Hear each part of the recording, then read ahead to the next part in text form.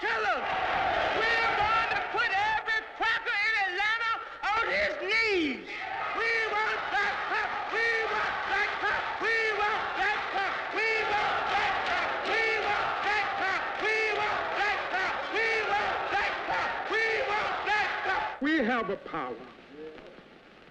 Power that can't be found in Molotov cocktails, but we do have a power. A power that cannot be found in bullets and in guns, but we have a power. It is a power as old as the insights of Jesus of Nazareth and as modern as the techniques of Mohandas K. Gandhi. This country has never cared about black people. That's right. They don't give two damns about us.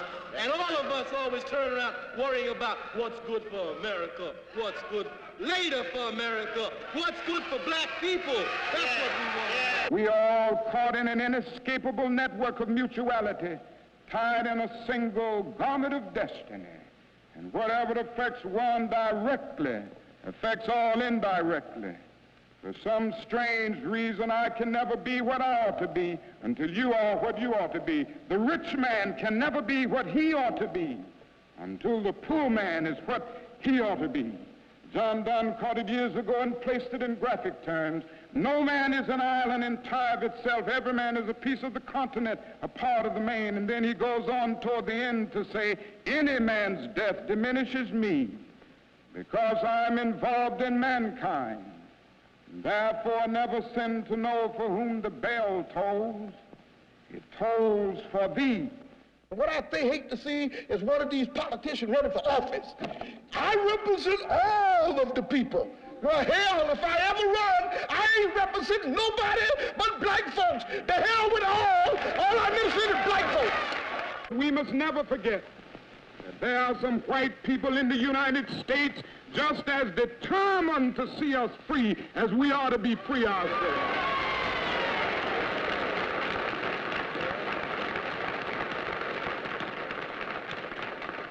We must never forget that there were two lads by the name of Michael Swern and Andy Goodman from New York City, white lads who died right here for our freedom. We must never forget that it was Reverend James Reeb, a white Unitarian minister, who died in Alabama for our freedom. We must never forget that it was Mrs. Viola Liuzzo who died on Highway 8 in Alabama for our freedom. And so I say, together we must solve this problem. Time for talking is over, brothers. We at war. Don't you forget it. Come on. There ain't no civil rights movement, no more. Civil rights movement in day is dead, and thank goodness. Right. That's your enemy out there. Y'all think it's your enemy. Don't you forget it, because I ain't, honky. We are at war. Right. Caught behind the enemy's lines. You better get you some guns. Don't you forget it. They scared of my rifle. Wait till I get me an atomic bomb. Who has a victory of killing and lynching people and throwing them in rivers? It's our oppressors, and now people are telling me to stoop down to that level. Oh, no! Oh, no! The reason that I will not do it is that I'm not going to allow anybody to pull me so low as to use the very method that has perpetuated evil throughout our civilization. I'm sick and tired of it. I'm tired of the war in Vietnam. I'm tired of war and conflict in the world. I'm tired of shooting. I'm tired of hate. I'm tired of selfishness. I'm tired of evil. I'm not going to use violence, no matter who says it.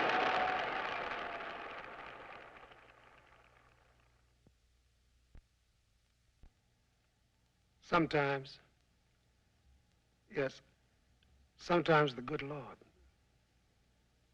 I say sometimes the good Lord accepts his own perfection and closes his eyes and goes ahead and takes his own good time. And he makes himself a man. Yes. And sometimes that man gets hold of the idea of what it is possible for him to do.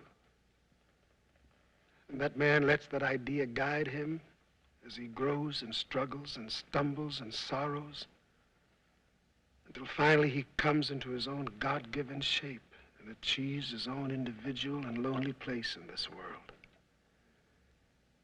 It doesn't happen very often. Oh, no. But when it does, then even the stones will cry out in witness to his vision, and the hills and towers will echo his words and deeds, and his examples will live in the hearts of men forever. The Master doesn't make many like that, because that kind of man is dangerous to the sloppy ways of the world. That kind of man loves truth even more than he loves his life, or his wife, or his children. Because he's been designated and set aside to do the hard tasks that have to be done. That kind of man will do what he sees as justice, even if the earth yawns and swallows him down. And even then, his deeds will persist in the land forever. So you look at him. You look at him a while. And be thankful that the Lord let such a man touch our lives. Even if it were for only a little while.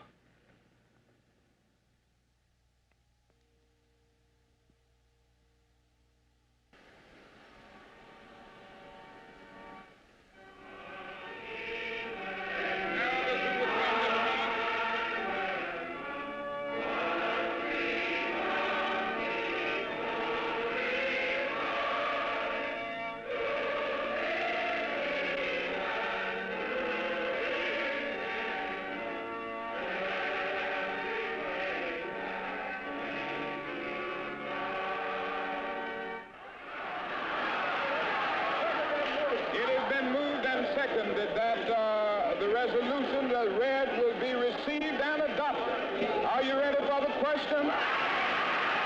All in favor, let it be known by standing on your feet.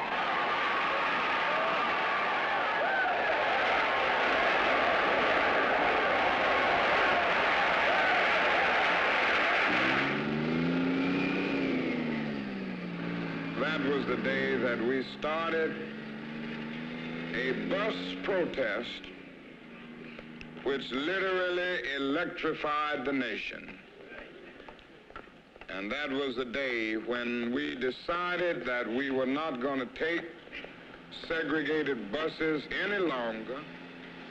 And you know, when we planned the bus boycott, we said if we could just get about 50 or 60% of the Negroes of Montgomery not to ride buses, this would be an effective boycott. I think that whole day we found 8 Negroes on the buses.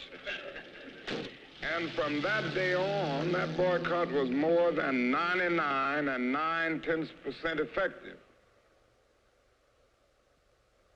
For several weeks now, we, the Negro citizens of Montgomery, have been involved in a non-violent protest against the injustices which we have experienced on the buses for a number of years. We feel that we are right. We have a legitimate right, a legitimate protest. And we feel also that one of the great glories of American democracy is that we have the right to protest for rights. We will do it in an orderly fashion. This is a non-violent protest. We are depending on moral and spiritual forces, using the method of passive resistance.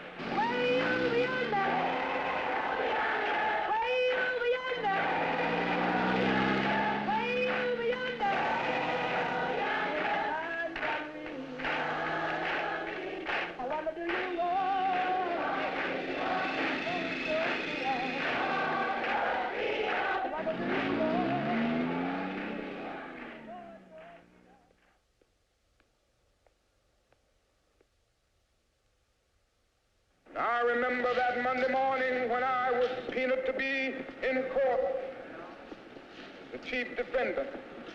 Let us fight passionately and unrelentingly for the goal of justice and freedom. Let's be sure that our hands are clean in the struggle. Let us never fight with falsehood and violence and hate and malice, but always fight with love, so that when the day comes that the walls of segregation is completely crumbled in Montgomery, that we will be able to live with people as their brothers and sisters.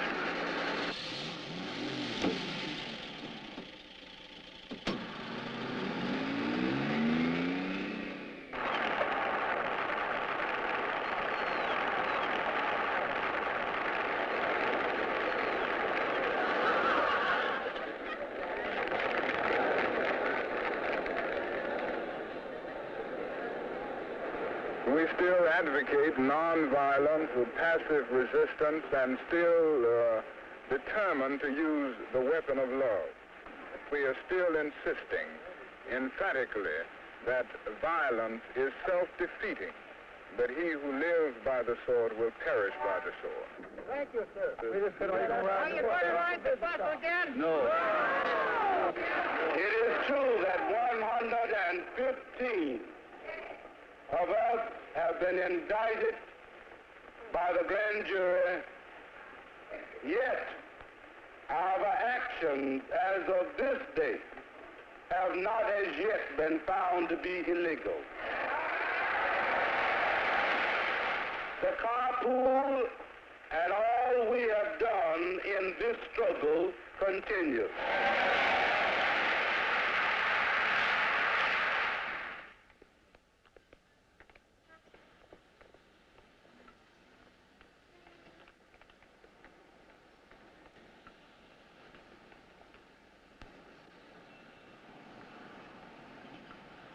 I say to you, my friends, rise up and know that as you struggle for justice, you do not struggle alone, but God struggles with you. Freedom is never given to anybody, for the oppressor has you in domination because he plans to keep you there and he never voluntarily gives it up. That is where the strong resistance comes. We've got to keep on keeping on in order to gain freedom.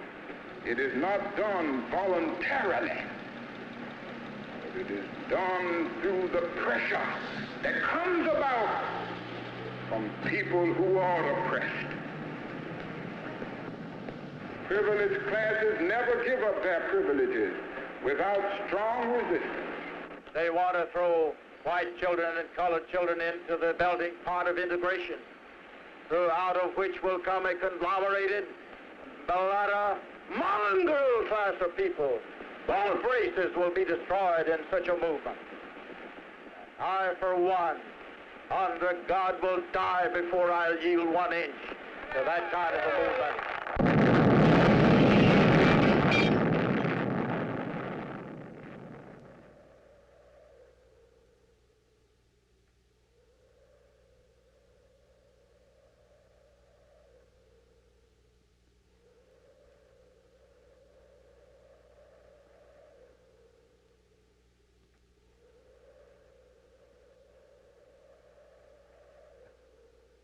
I want young men and young women who are not alive today, but who will come into this world with new privileges and new opportunities.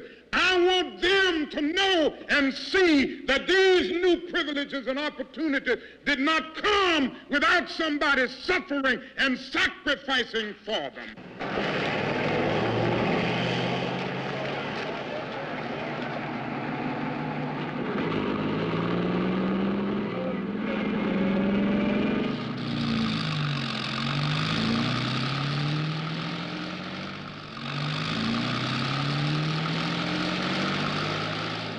The executive board of the Montgomery Improvement Association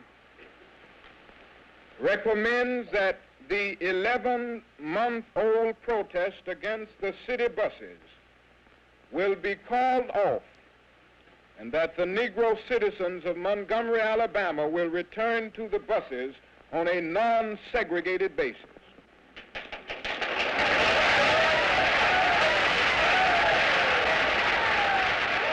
It is further recommended that this return to the buses will not take place until the mandate from the United States Supreme Court is turned over to the Federal District Court. We have the assurance from authentic sources that this mandate will come to Montgomery in a matter of just a few days. For those 3 or 4 days, we will continue to walk and shall rise.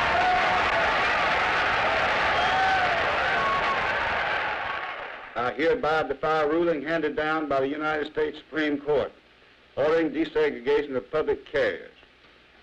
Alabama state law requiring segregation of races on buses still stands. As long as I am president of the Alabama Public Service Commission, I am going to see that our segregation laws are upheld. I have this day issued orders to the Chief of Police and the Police Department to continue to make arrests in all violations with reference to the segregation laws. And as long as I am Police Commissioner of the City of Montgomery, I intend to follow this course. This morning, the long-awaited mandate from the United States Supreme Court concerning bus segregation came to Montgomery. This mandate expresses in terms that are crystal clear that segregation in public transportation is both legally and sociologically invalid.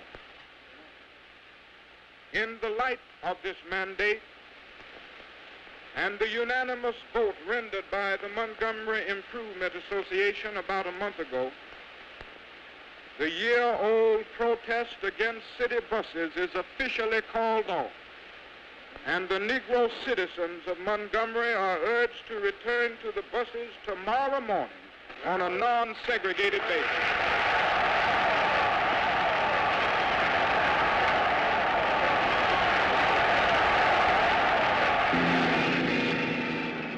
So don't go out thinking that all of the forces in the leadership of the South will eventually work out this thing for Negroes. It's going to work out. It's going to roll in on the wheels of inevitability.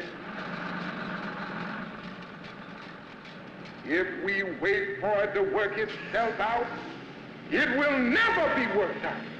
Freedom only comes through persistent revolt, through persistent agitation, through persistently rising up against the system of evil.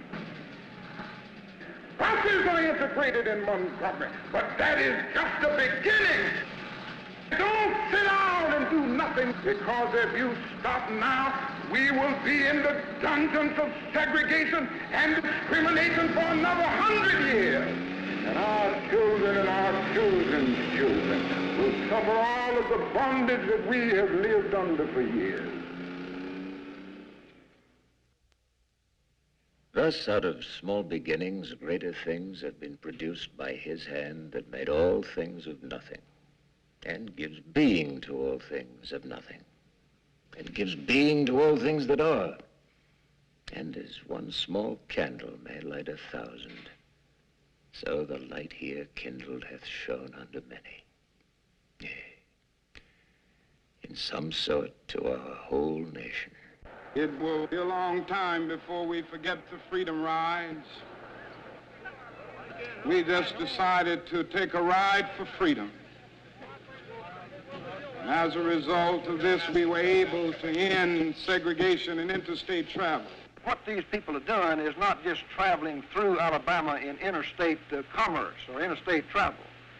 They're buying tickets from town to town and getting off in each town and seeking through mixed groups, Negro men and white women, to force themselves into situations which tend to inflame the local people and incense them by going into waiting rooms, restaurants, cafes, lunch counters, which are traditionally and in many cases required by city ordinance to be segregated.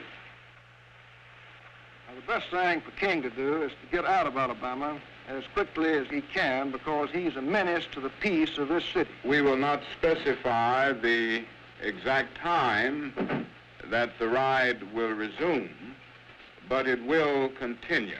Now I'm tired of segregation, and now I want my equal rights. Well, respect and education, well, not total integration. That's why I'm fighting for my rights. I'm fighting for my rights. Yes, I'm fighting for my rights. Yes, I'm fighting for my rights. By myself, yet I had no windows, so the air it couldn't come through, and I felt so hot and stuffy that I didn't know what to do.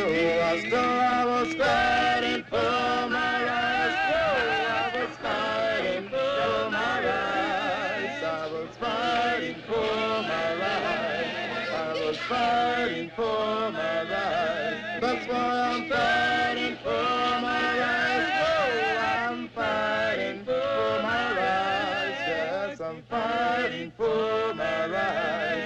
Yes, I'm fighting.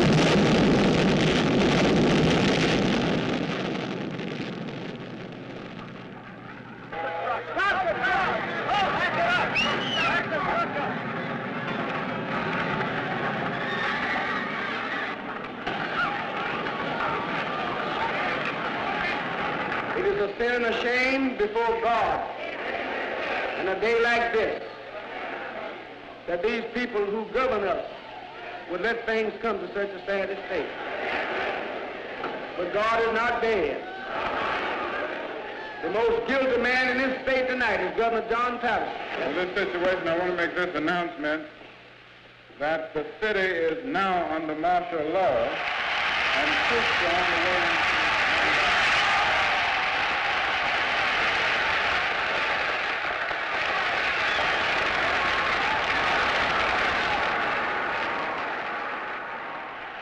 Now, we've had an ugly mob outside. They have injured some of the federal marshals. They burned some automobiles. But we are not giving in for what we are standing for. And maybe it takes something like this for the federal government to see that Alabama is not going to place any limit upon itself. It must be imposed from without.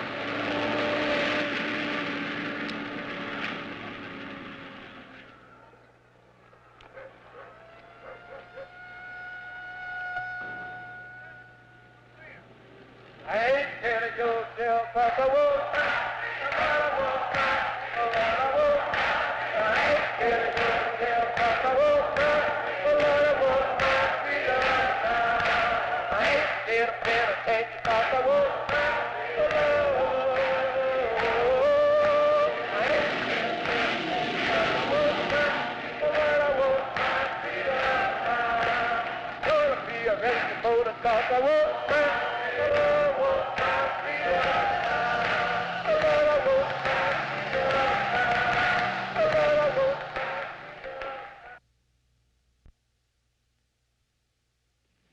I looked and I saw that man they call the law. He was coming down the street at me. I had visions in my head of being laid out cold and dead, or else murdered by the third degree. I said, Lord, if you can, save me from that man. Don't let him make a pulp out of me. But the Lord, he was not quick. The law raised up his stick and beat the living hell out of me. No, I do not understand why God don't protect a man from police brutality. Being poor and black, I have no weapon to strike back. So who but the Lord can protect me?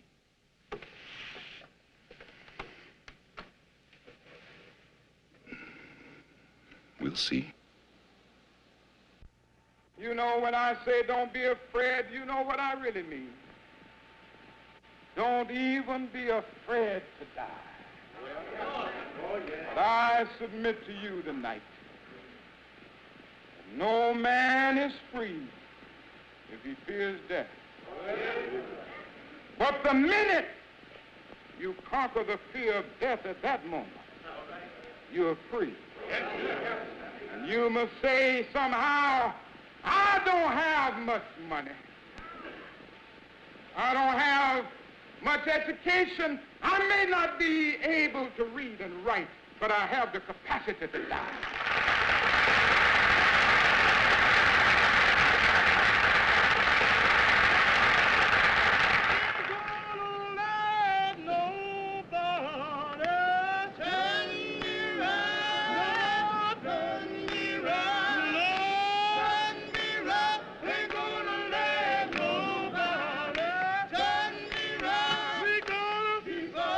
It is an unhappy truth that racism is a way of life for the vast majority of white Americans. And I can see nothing more urgent than for America to work passionately and unrelentingly to get rid of the disease of racism. If I would seek to give you a blueprint for freedom in Birmingham tonight, I would say first that at this moment, we must decide that we will no longer spend our money in businesses that discriminate against Negroes. Ain't gonna let nobody turn around.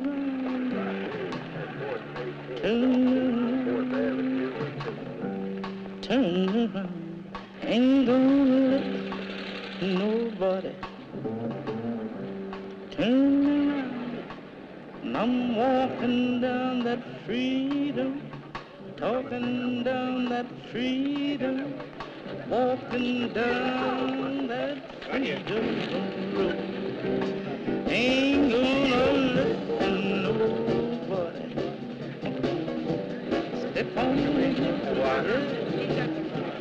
Step on me. We don't want to have to get in trouble to y'all. Y'all been pretty good so far. Y'all get back. Get one up. 2-8, just stand by there where you wagon now. Got that fine nigga stand out of the way get through. Got nothing on the jail he can do.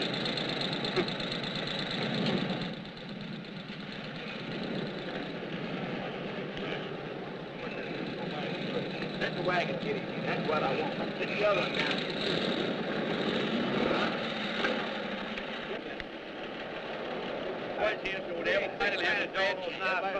You just take them all to have the same chance. All aboard. Get back up against the wall. Stand right there with Paul. Now you come with us. That's right. You turn him loose outside here. You take care if you want to start at that point, got to 3. That's 4. Now you get through. Come back down there, but you just be on the lookout, you know. Back this way. Turn either way you like. Where you are. Let's move back here.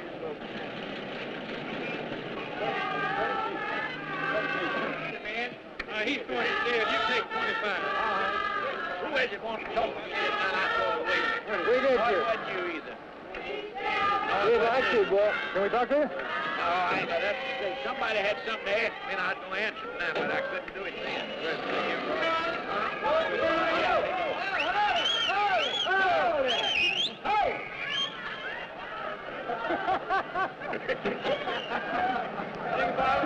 Bring that blind nigger over here. Let's go. George, let's move back here.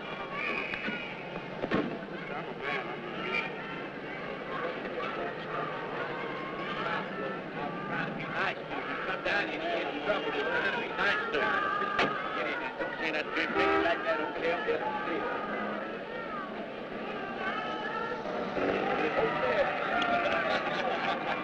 I will not rest until we are able to make this kind of witness in this city so that the power structure downtown will have to say, we can't stop this movement, and the only way to deal with it is to give these people what we owe them and what their God-given rights and their constitutional rights demand. Is that a free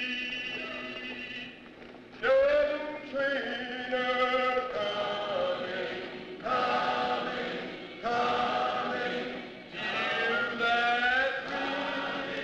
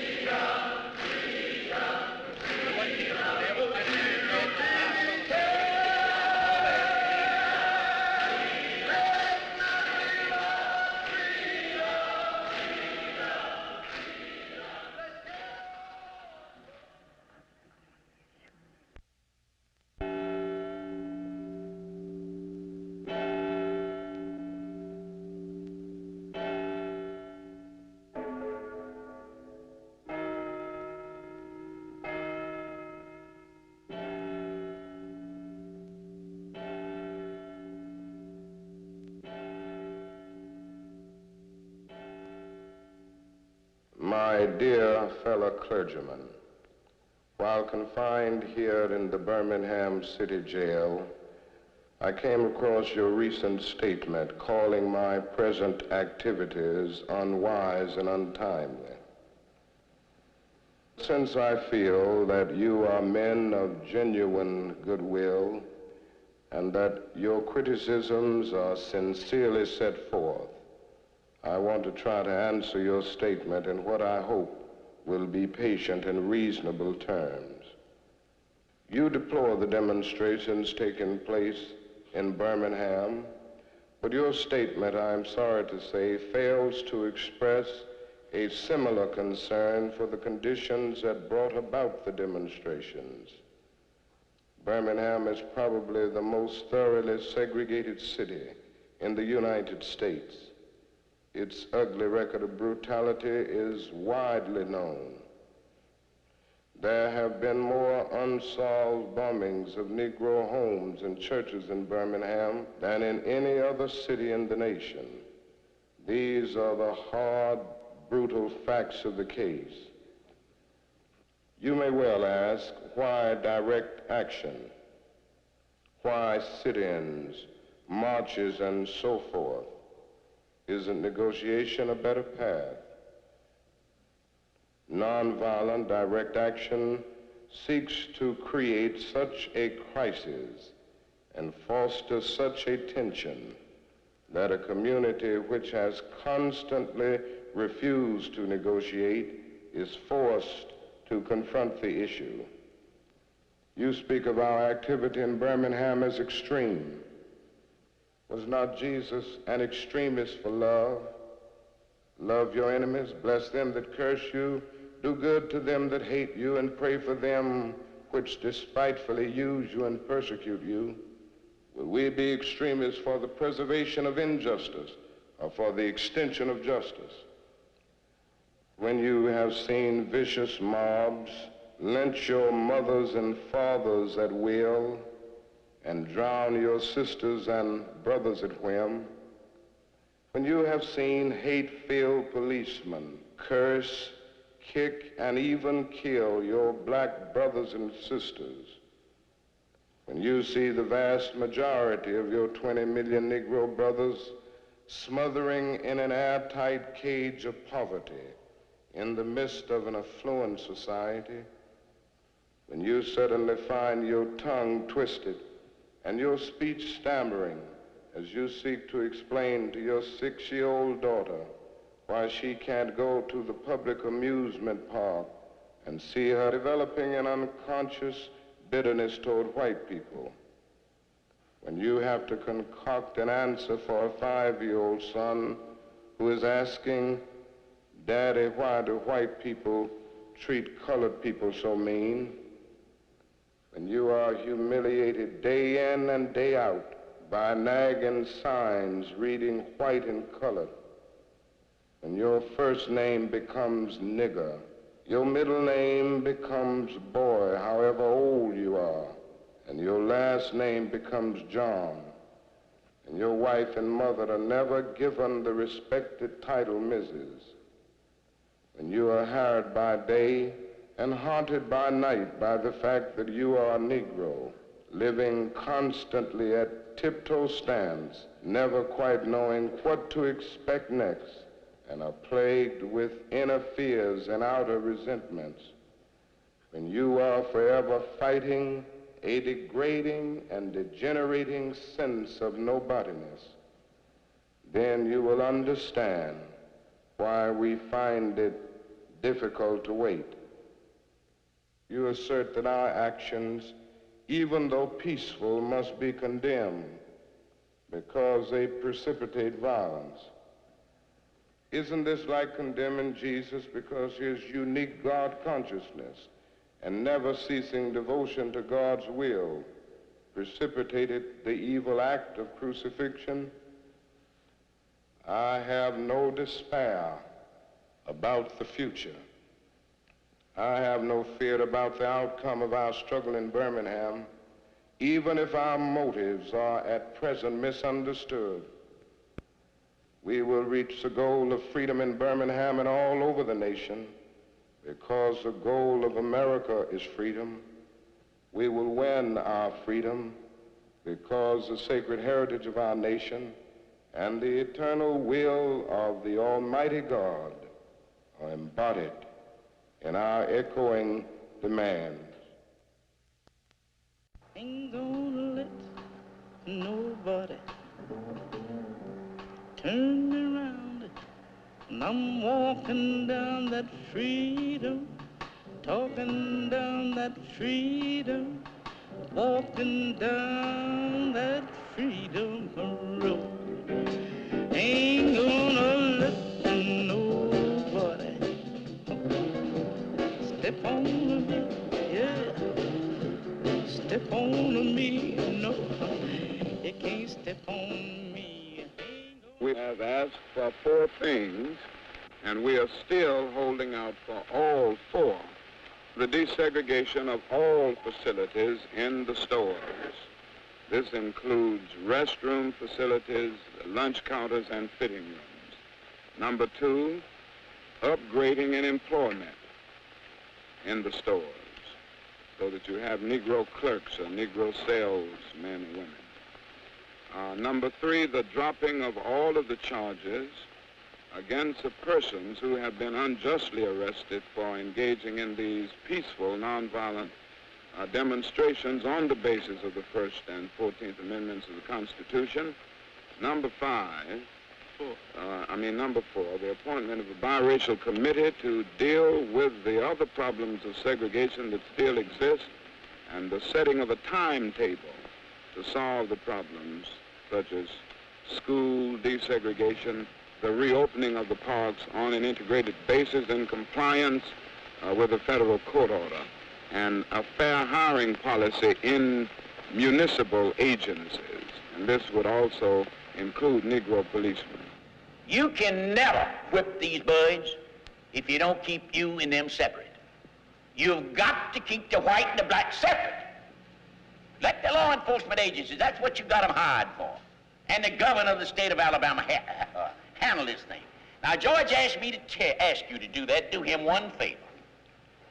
Tell your friends when you leave here between now and Tuesday, don't go up there. Leave it alone. They're going to handle this situation. Just leave it alone. You know, those Kennedys up there in Washington, that little old Bobby Sox and his brother, the president, they'd give anything in the world if we had some trouble here. If we don't have any trouble, we can beat them at your own game.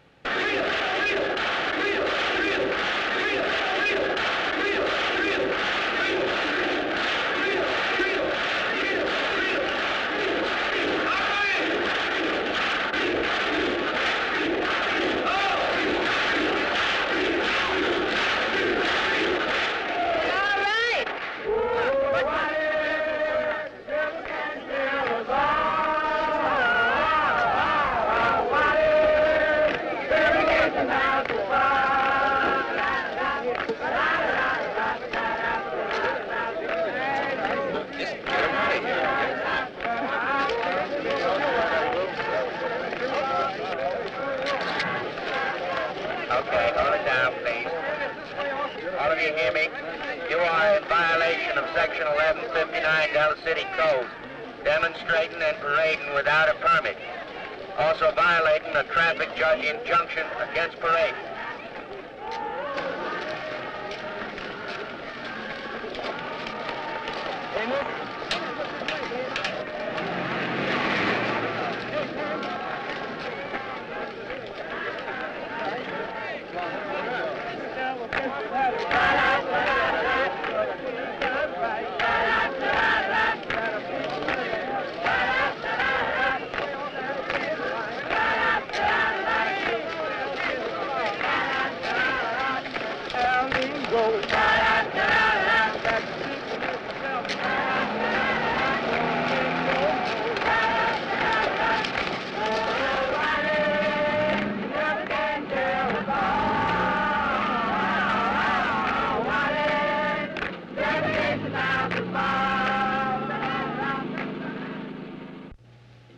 activities which have taken place in Birmingham over the last few days, to my mind, mark the nonviolent movement coming of age. This is the first time in the history of our struggle that we have been able literally to fill the jails.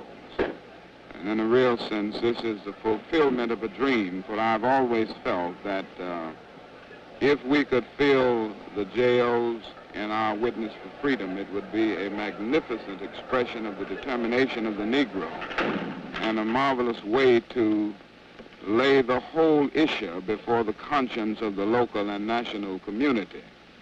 And I think in a real sense, this Birmingham movement is one of the most inspiring developments in the whole nonviolent struggle.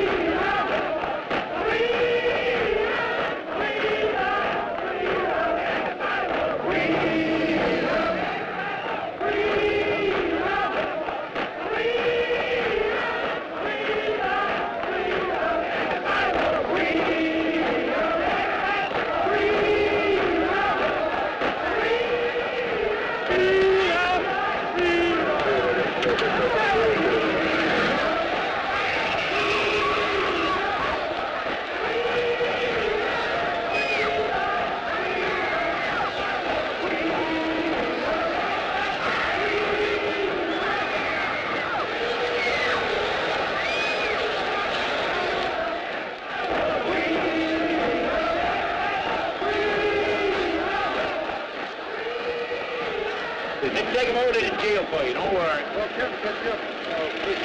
I know, he wasn't out here yesterday. Come on back now.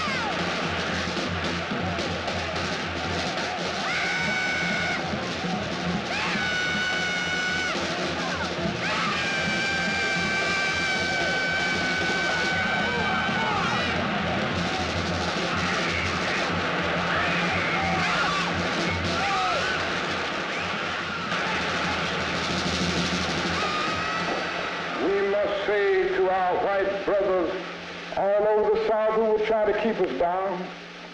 We will match your capacity to inflict suffering with our capacity to endure suffering. We will meet your physical force with soul force. We will not hate you, and yet we cannot in our good conscience obey your evil laws. Do to us what you will. Threaten our children, and we will still love you. Coming to our homes at the midnight hours of life and take us out on some desolate highway and beat us and leave us there, and we will still love you. Run all around the country and send your literature and say that we aren't worthy of integration, that we are too immoral, that we are too low, that we are too degraded, yet we will still love you. From our homes and go by our churches early in the morning and bomb them, if you please, and we will still love you. But we will wear you down by our capacity to suffer. In winning the victory, we will not only win our freedom, we will so appeal to your heart and your conscience that we will win you in the process.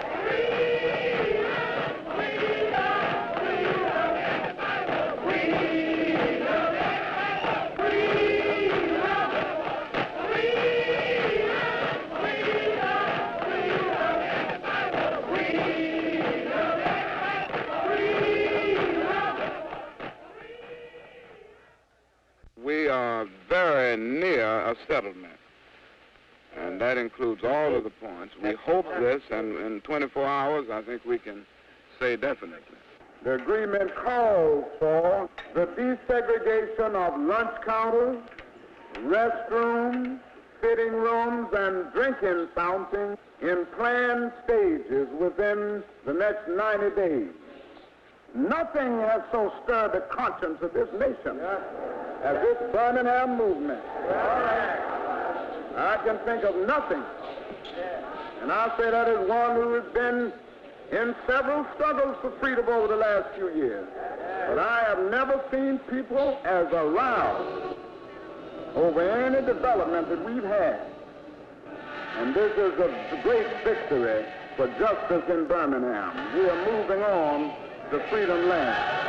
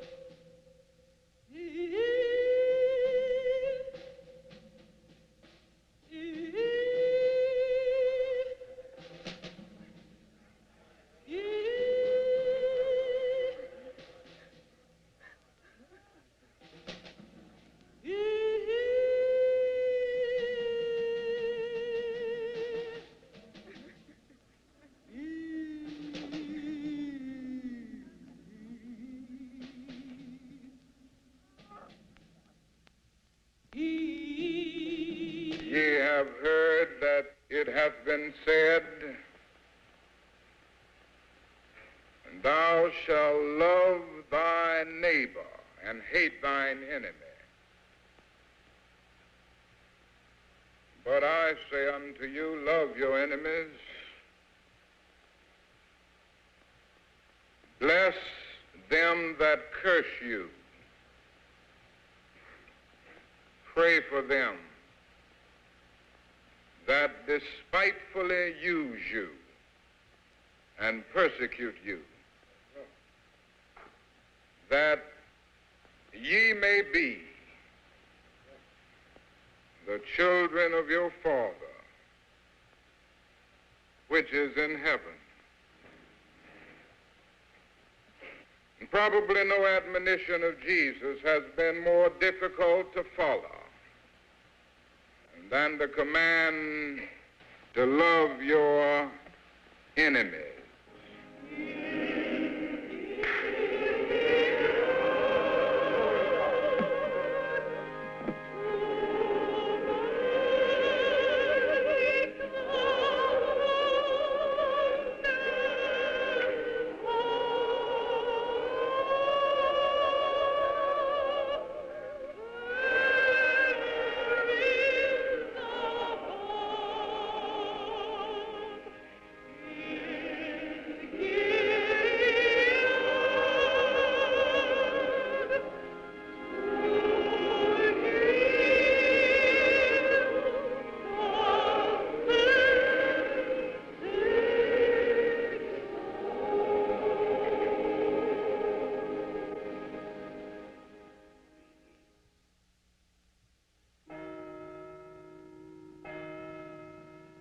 Four little girls who went to Sunday school that day and never came back home at all, but left instead their blood upon the wall with spattered flesh and bloodied Sunday dress torn to shreds by dynamite that China made eons ago.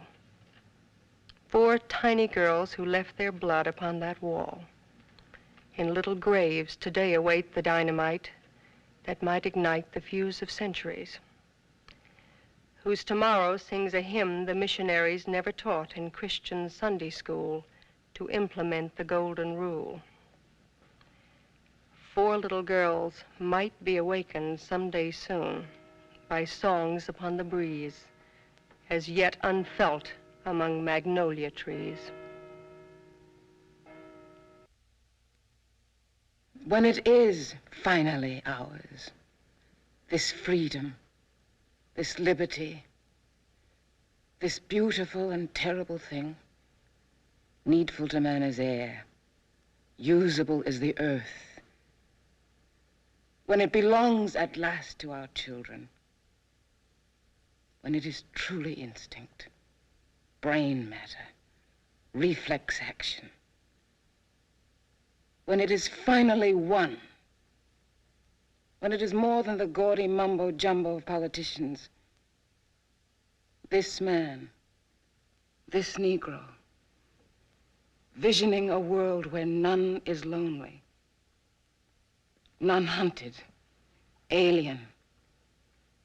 This man, superb in love and logic, shall be remembered, oh, not with statues, rhetoric, not with legends and poems and wreaths of bronze alone, but with the lives grown out of his life, lives fleshing the dream of this needful, beautiful thing.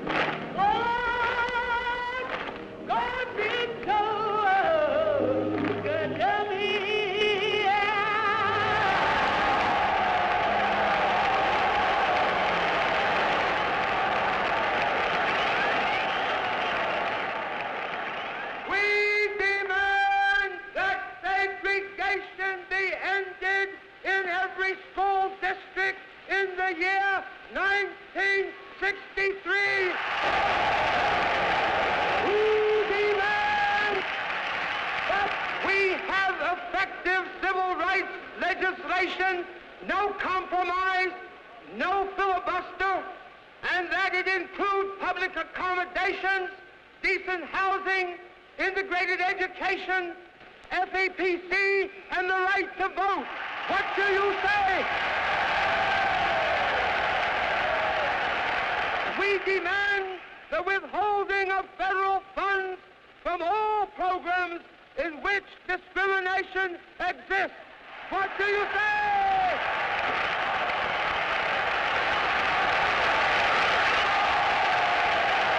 At this time, I have the honor to present to you the moral leader of our nation. A great, dedicated man.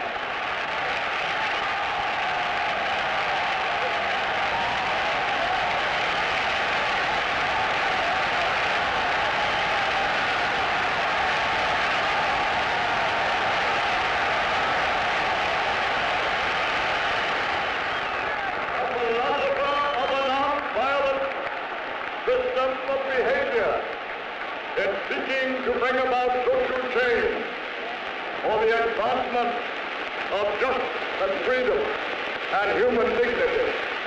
I have the pleasure to present to you Dr. Martin Luther King, Jr.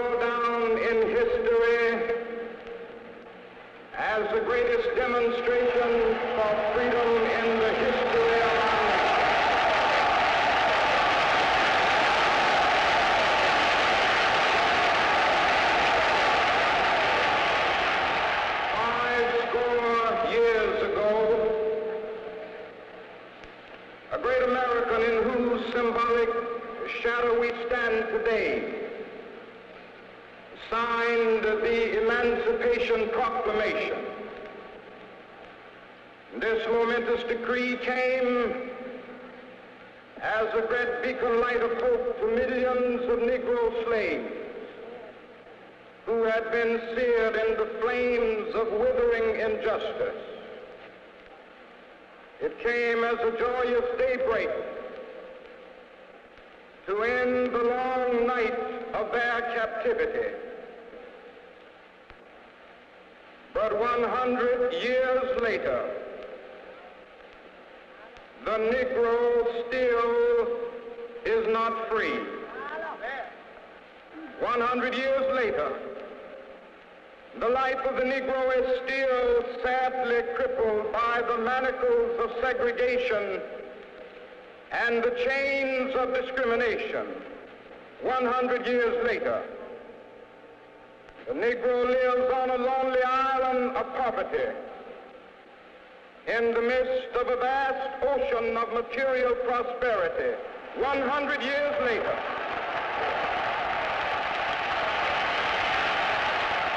the Negro is still languished in the corners of American society and finds himself in exile in his own land. We have also come to this hallowed spot to remind America of the fierce urgency of now.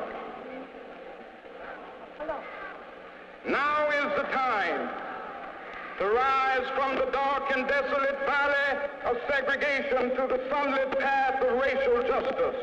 Now is the time.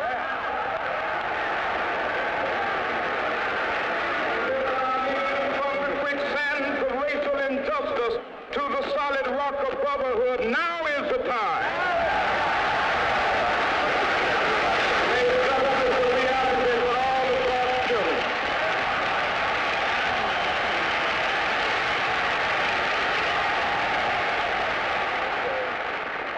There will be neither rest nor tranquility in America until the Negro is granted his citizenship rights.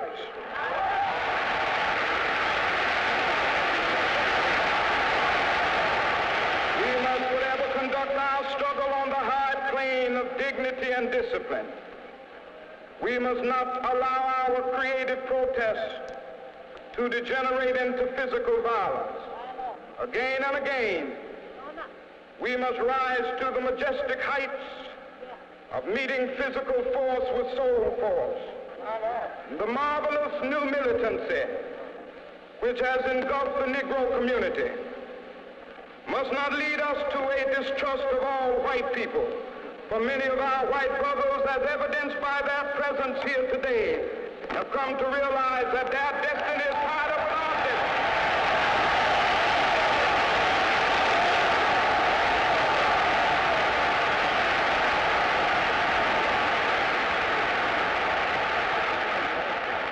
Even though we face the difficulties of today and tomorrow, I still have a dream. Yeah. It is a dream deeply rooted in the American dream. I have a dream that one day this nation will rise up and live out the true meaning of its creed. We hold these truths to be self-evident that all men are created equal. I have a dream that one day on the red hills of Georgia, the sons of former slaves and the sons of former slave owners will they be able to sit down together at the table of brotherhood. I have a dream that one day even the state of Mississippi, a state sweltering with the heat of injustice, sweltering with the heat of oppression, will be transformed into an oasis of freedom and justice. I have a dream. My poor little children will one day live in a nation where they will not be judged by the color of their skin, but by the content of their character. I have a dream today.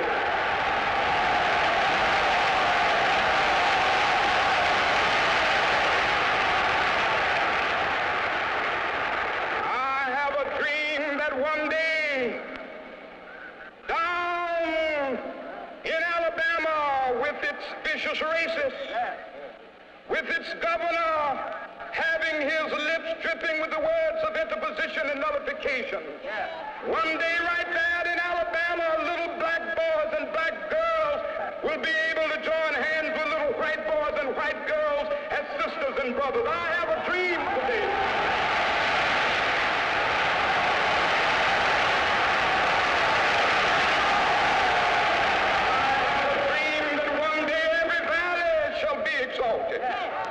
Every hill and mountain shall be made low, the rough places will be made plain, and the crooked places will be made straight, and the glory of the Lord shall be revealed, and all flesh shall see it together. This is our hope. This is the faith that I go back to the South with. With this faith, we will be able to hew out of the mountain of despair a stone of hope. With this faith, we will be able to transform the jangling discords of our nation into a beautiful symphony of brotherhood. With this faith, we will be able to work together, to pray together, to struggle together, to go to jail together, to stand up for freedom together, knowing that we will be free one day. I say to you today, my friend, let freedom ring. From the prodigious hilltops of New Hampshire, let freedom ring. From the mighty mountains of New York, let freedom ring from the heightening Alleghenies of Pennsylvania. Let freedom ring from the snow-capped Rockies of Colorado. Let freedom ring from the curvaceous slopes of California. But not only that, let freedom ring from Stone Mountain of Georgia. Let freedom ring from Lookout Mountain of Tennessee. Let freedom ring from every hill and molehill of Mississippi.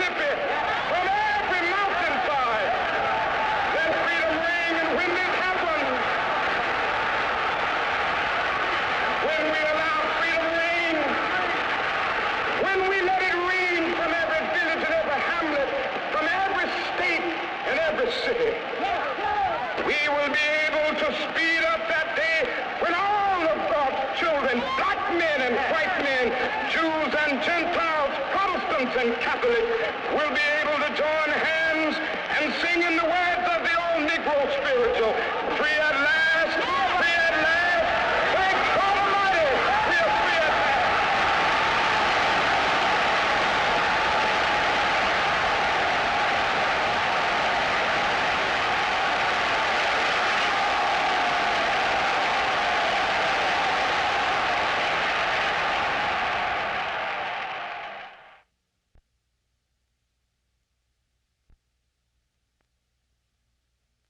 He's the jolly good fellow. He's the jolly good fellow. He's the jolly good fellow. Nobody can deny. Nobody can deny. He's the jolly good fellow. He's the jolly good fellow. He's the jolly good fellow.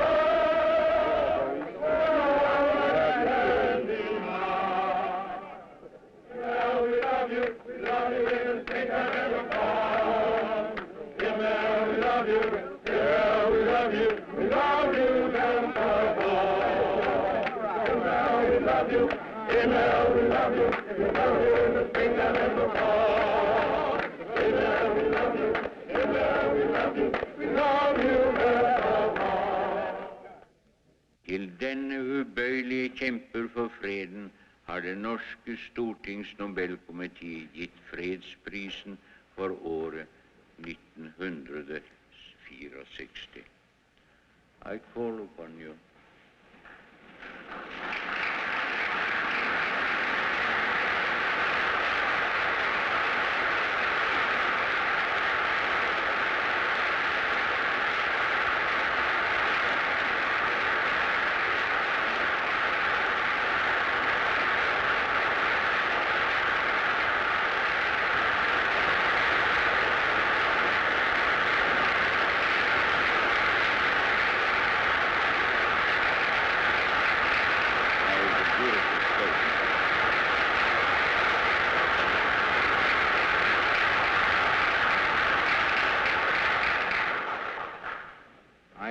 Great honor.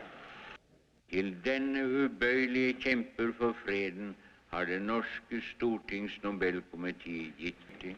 To hand over to you the insignia of the Nobel Peace Prize, the diploma and the gold medal.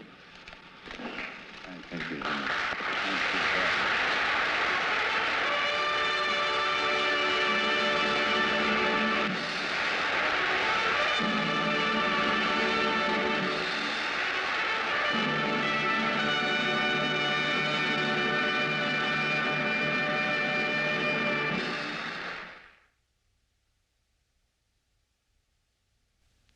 We're saying we want what you said belongs to us.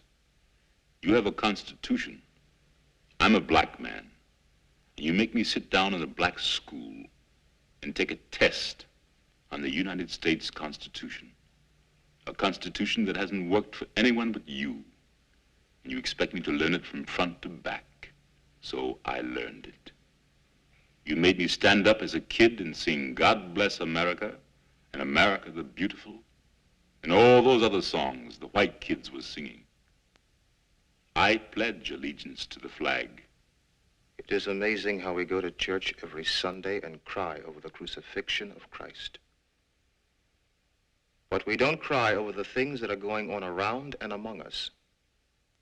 If he were here now and saw these things, he would cry. And he would take those nails again. It so happened in his day and time. The big problem was religion. Today, it is the survival of us all. What do you think would happen to Christ tonight if he arrived here in Selma, Alabama, a black man, and wanted to register to vote on Monday? Now move back. Come on, move back. I'm gonna give you 1 minute to get off these steps.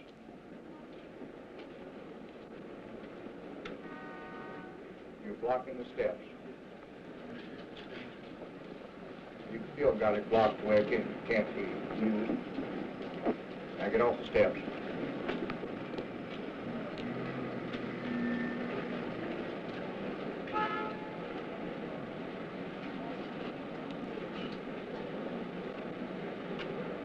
You have 30 seconds to get off the steps.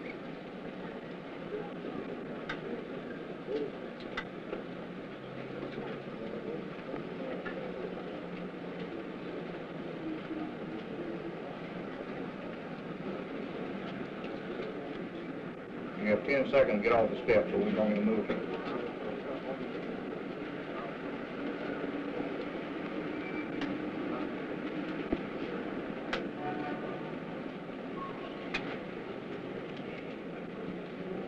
Time's up. Now move. Move.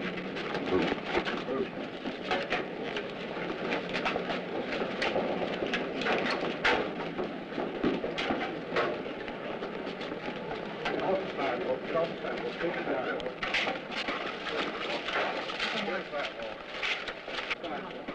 Move back.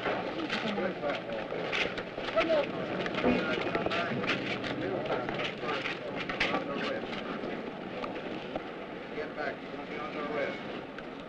Move. Get off the sidewalk.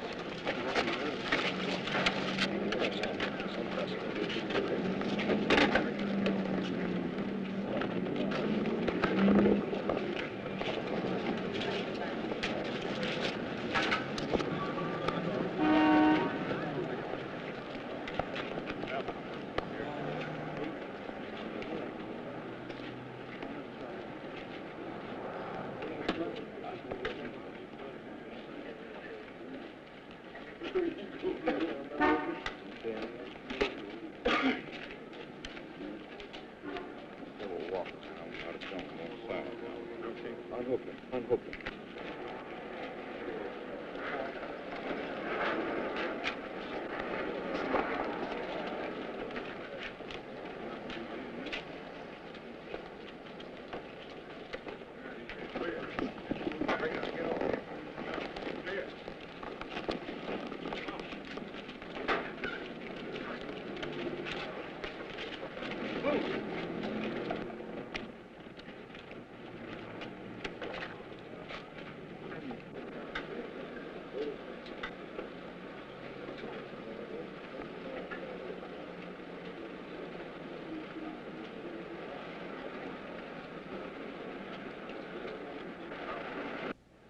As you know, we are assembled here today to reaffirm our determination to gain the right to vote in Selma, in Dallas County, and all over the state of Alabama.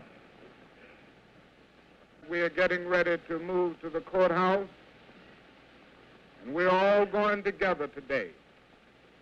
We're going to walk together.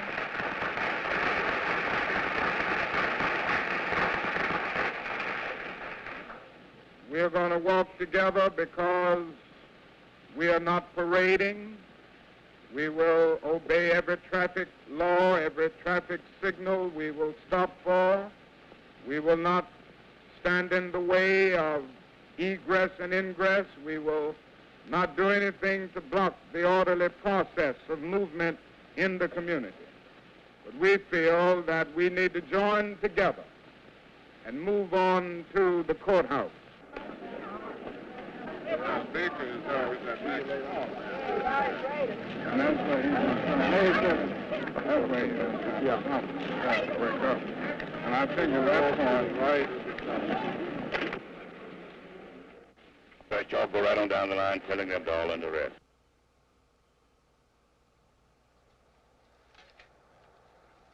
Eternal God, our Father, we thank Thee for this marvelous witness.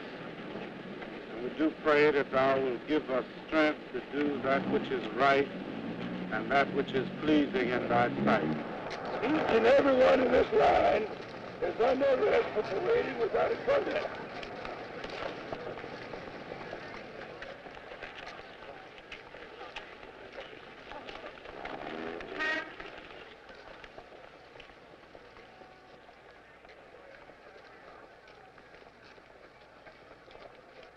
You are breaking the injunction by not allowing these people to come inside this courthouse and wait. This courthouse does not belong to Sheriff Clark. This courthouse belongs to the people of Dallas County, and these are the people of Dallas County, and they have come to register. And you know this within your own heart, Sheriff Clark.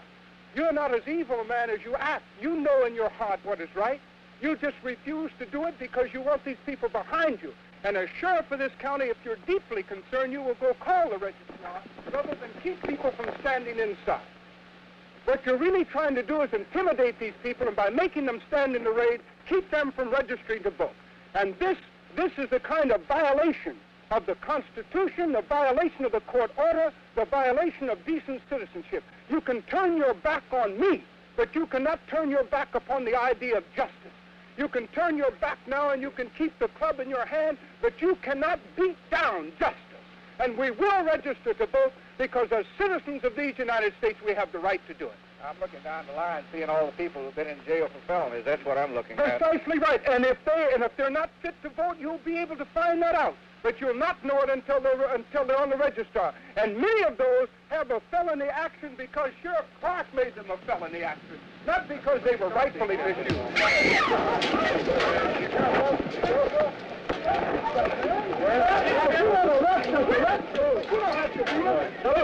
You don't have to beat us.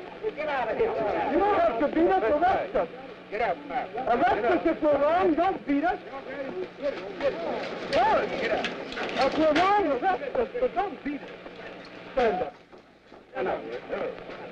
Now, clear out of here. If we're wrong, arrest us. Get us to the basket. If we're wrong, arrest us. If we're wrong, arrest us. Arrest us if we're wrong. Don't push us away. Arrest us if you're wrong. Don't turn that light out. I'm going to shoot it out of you. I have the privilege to vote. You beat me in the side and then hide your blow. Well, go on. No, I don't need to leave. We've come to register to vote. You beat us but refuse to register us. What kind of people are you? If we're wrong, we're registered. Don't beat us. All right. We're going. Well, he's walking. It's not a matter of being in front of the camera. It's a matter of facing your sheriff and facing your judge. We have the right to be in this court. Come on, let's go. We have the right to be in this court. This courtroom belongs to all the citizens of this county. We have the right to be here.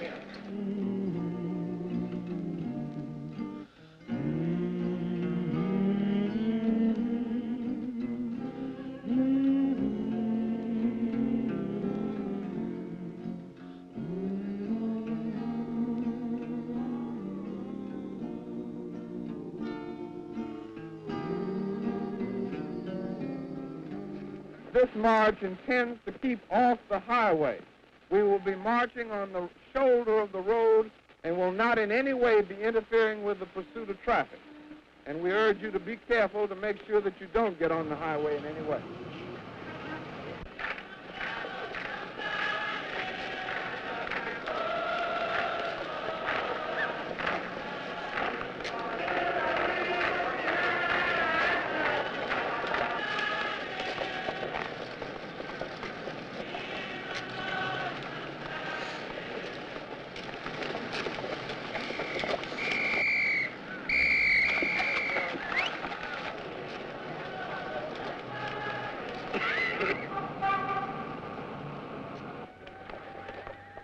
Be detrimental to your safety to continue this march, and I'm saying that this is an unlawful assembly. You are to disperse. You are ordered to disperse, go home, or go to your church. This march will not continue. Troopers here, advance toward the group. See that they disperse.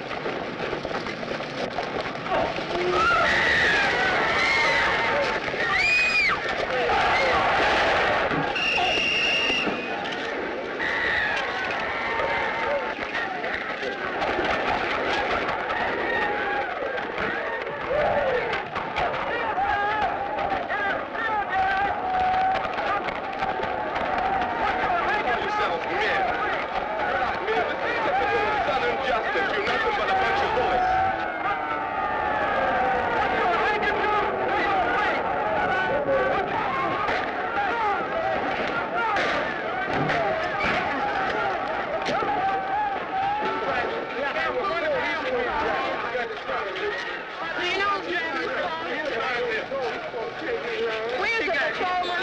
Where's the patrolman? Can we have somebody take somebody to a doctor?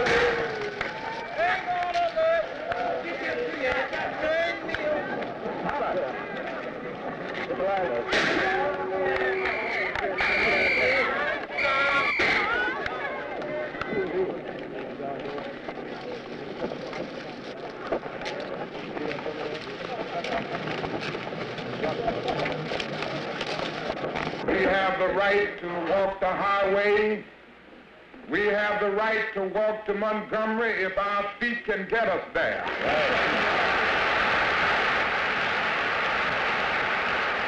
We must let the nation know, and we must let the world know, that it is necessary to protest this threefold evil.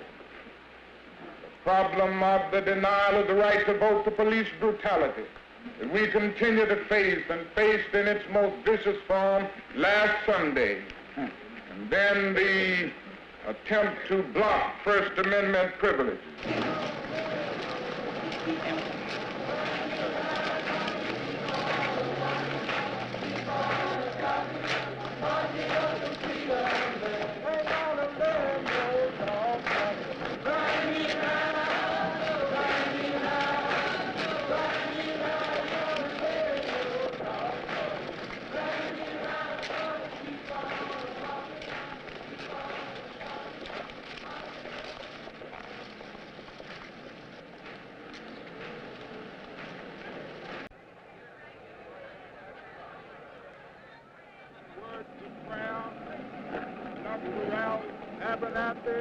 Let us bow in prayer.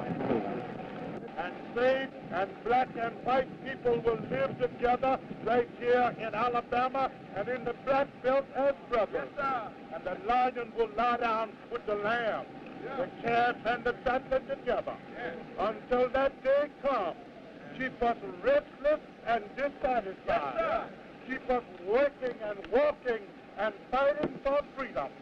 This prayer we ask in Jesus' name and for his sake. Amen. You know, things happen here today, and I want to reiterate what Reverend Reese has just said concerning the 3 Unitarian ministers who were beaten about an hour or so ago. I understand one was so brutally beaten that he had to be rushed to the hospital in Birmingham with a possible brain concussion. I wish for a moment that we would bow in a word of silent prayer for these brothers who came here to be with us today and who marched with us across the Alabama River, who marched to witness for freedom and to witness for their own personal dedication to the cause of justice. Will we pause in prayer and ask for God's guidance and ask that he will cast his long arm of protection around these our brothers.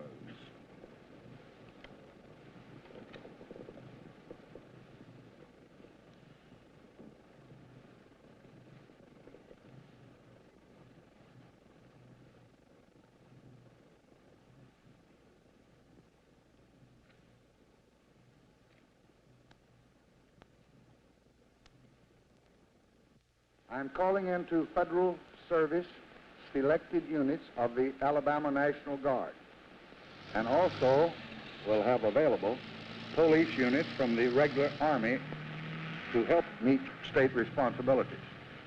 These forces should be adequate to assure the rights of American citizens pursuant to a federal court order to walk peaceably and safely without injury or loss of life from Selma to Montgomery, Alabama. Pick 'em up and lay 'em down. Right. Pick 'em up and lay 'em down. Right. Pick 'em up and lay 'em down. Right. All the way from Selma town. Right. Oh, the mud sure was deep. Right. Oh, the hill sure was steep, right? Lord, I didn't get much sleep, right? That's why we're moving in a creep, right? We made some level ground, right? Now we're moving on down, right? Did the rain come down, right? Lord, I thought I would have drowned, right? But I thought of Sheriff Jim, right? Lord, I thought of Sheriff Jim. Well, that's good. All right, come on, put it there. Just roll a flag, right? Run the big niggas home. Sheriff Clark, you heaving a sigh of relief today that all this is moving out of your county now? I hope it's over, but I doubt it. I think when Martin Luther King has used us as much as he wants to, then he'll move out. What about the people who are left behind there now? Are they going to settle down again? I'm sure that the local people will. You think it's all been due to outsiders? I think it's definitely been due to outsiders. I noticed yesterday in the march, a group of my friends and I stood there, and we were able to count 5 local Negroes in the whole march. Do you think there are many communists in this procession? I think it's possibly made up of 1/4 communists and 1/2 pro-communists. I'm from Kansas City, Missouri, and I've answered a call for the Interracial Council there in Kansas City to join the march here. These ideals that have been expressed here by all the people have been mine for a long time. I've had an opportunity to do something about it now.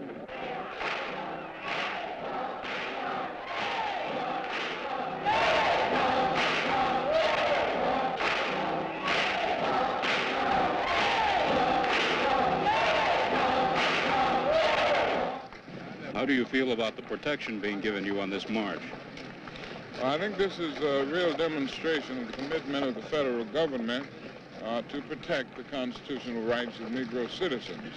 The protection has been very thorough, as you can see, and the men are working under the guidance and certainly under the power and influence of the federal government to see that things are carried out in an orderly manner. So I think that everybody has to recognize that this symbolizes a new commitment and a new determination on the part of the federal government to take the kind of vigorous line that will assure the rights of the Negro citizens of this nation.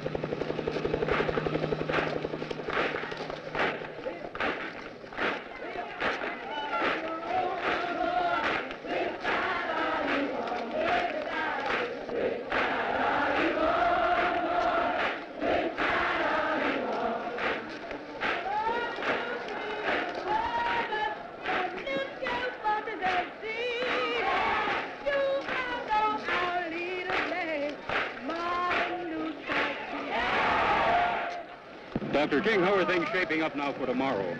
Things are shaping up beautifully. We have people coming in from all over the country. I suspect that we will have representatives from almost every state in the Union, and naturally a large number of people from the state of Alabama. And we hope to see, and we plan to see, the greatest witness for freedom ever taken place, that has ever taken place on the steps of the capital of any state in the South. And this whole march adds drama to this total thrust.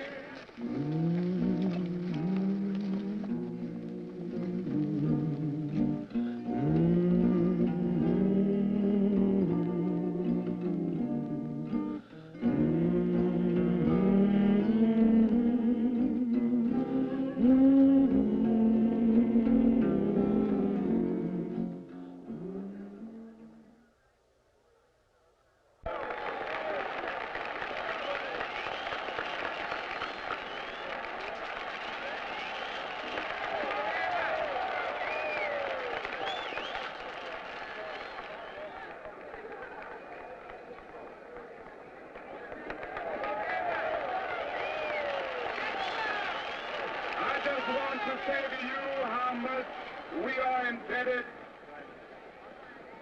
to my dear and abiding friend Harry Belafonte and to all of the other distinguished and famous artists and entertainers who have taken time out of their very busy schedules to be with us here in Montgomery, Alabama, as we march on the state capitol tomorrow morning. I know that our thanks will go out to them and will abide with them for years and years to come. As you say I'm on my way, won't be back for many a day. My heart is down, my head is spinning around. I have to leave a little girl beneath the sun. If your time to you is worth saving, then you better start swimming or you'll sink like a stone. For the times they are It's going to be the first all-colored Western. Both sides going to be colored for taking no chance. Yes, sir, our show is Cowboys and West Indians. Everybody knows about Mississippi Goddam. Can't you see it? Can't you feel it? All in the air. I can't stand the pressure much longer. Somebody say a prayer. Tell me I made me lose my rest. Everybody knows about Mississippi Goddam. Western Union? Yes. This is Governor Wallace. Just a moment. Governor Wallace, That's right. can you spell governor? No.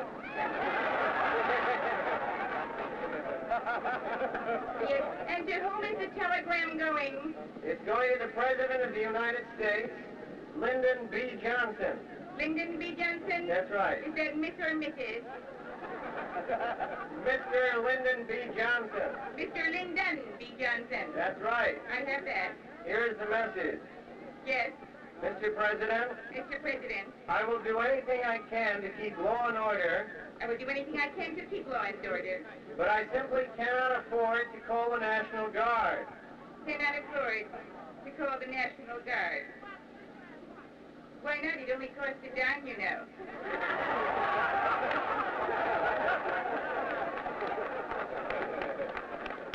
Well, you know, I'm not made of money. Yes, sir. I didn't mean to get personal. It costs a lot of money to keep all those people in jail. Costs a lot of money to keep all those people in jail. Not to mention the upkeep on the Billy Club Billy Club, and the Cattle Prodders Cattle Prodders, and the Bullwhip. Bullwhip. Bullwhips is right. Is that two words or one for bullwhip? That's one. One word, yes. And the police themselves cost a lot of money, Police cost money. even though some of them take very little and just do it for the sheer love of the work.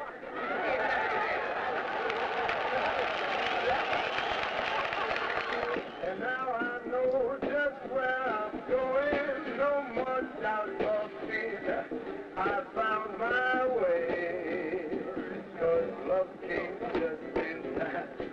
I found you just in time, and then you changed my lonely life, that lovely day. You changed my lonely life, that lovely day.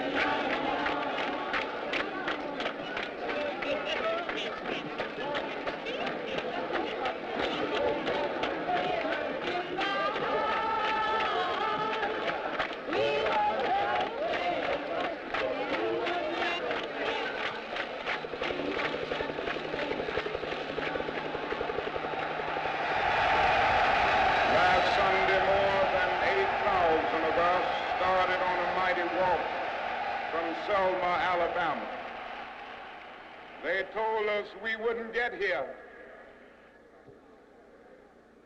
There were those who said that we would get here only over their dead bodies. Well, talk. But all the world today knows that we are here and we are standing before the forces of power in the state of Alabama saying we ain't gonna let nobody turn us around.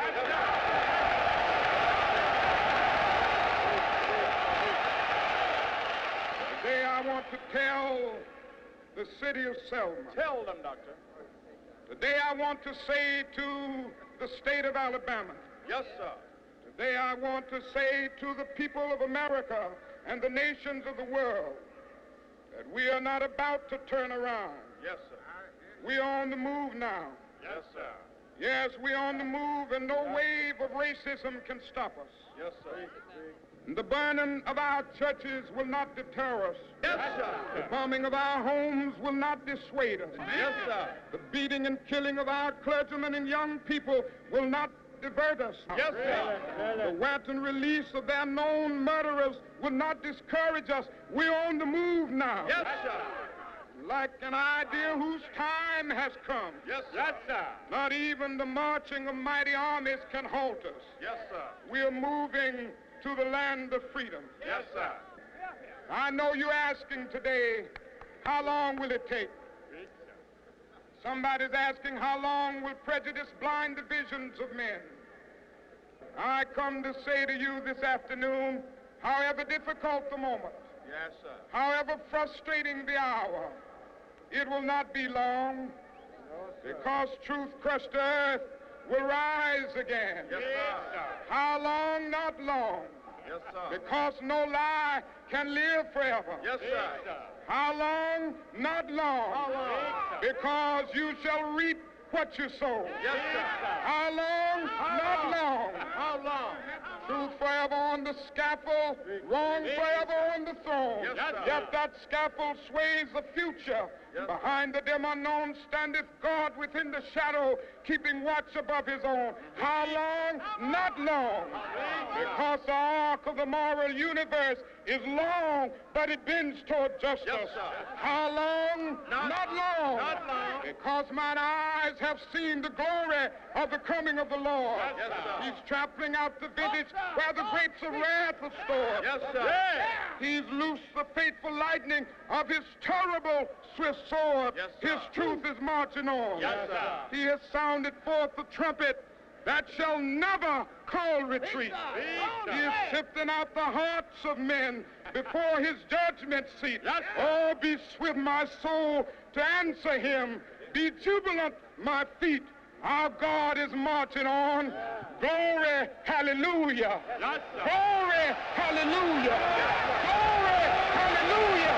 Glory, hallelujah. His truth is marching on.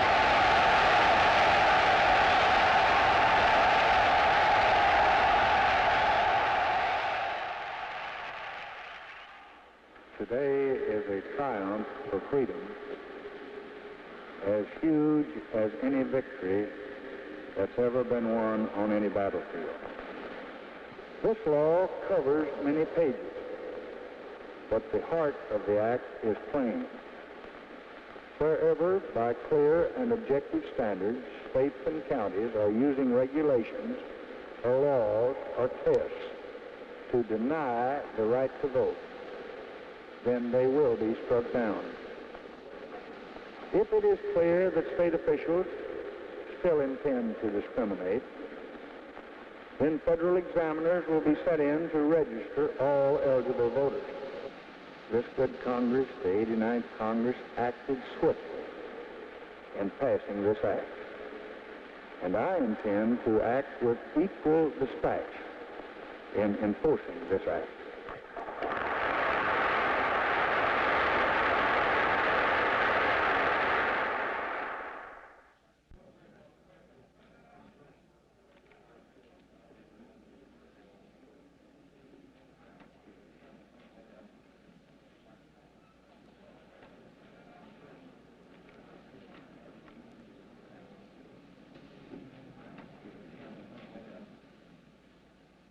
I think the greatest victory of this period was not in terms of an external factor or an external development, but it was something internal. The real victory was what this period did to the psyche of the black man. The greatness of this period was that we armed ourselves with dignity and self-respect.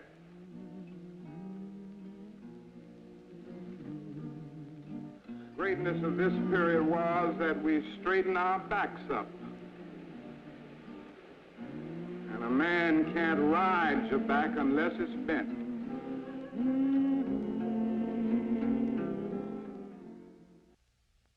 The world has never had a good definition of the word liberty, and the American people just now are much in want of one. We all declare for liberty, but in using the same word, we do not mean the same thing. With some, the word liberty may mean for each man to do as he pleases with himself, while with others, the same word may mean for some men to do as they please with other men. Here are two not only different, but incompatible things, called by the same name, liberty. And it follows that each of the things is by the respective parties called by two different and incompatible names, liberty and tyranny.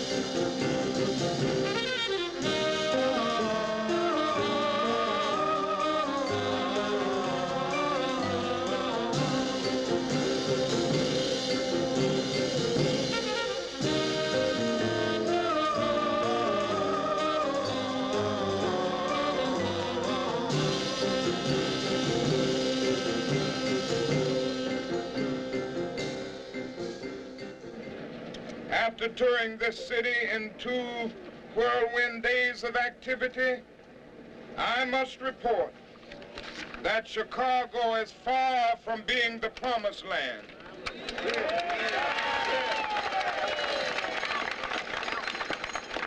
That is no Jerusalem on Lake Michigan. But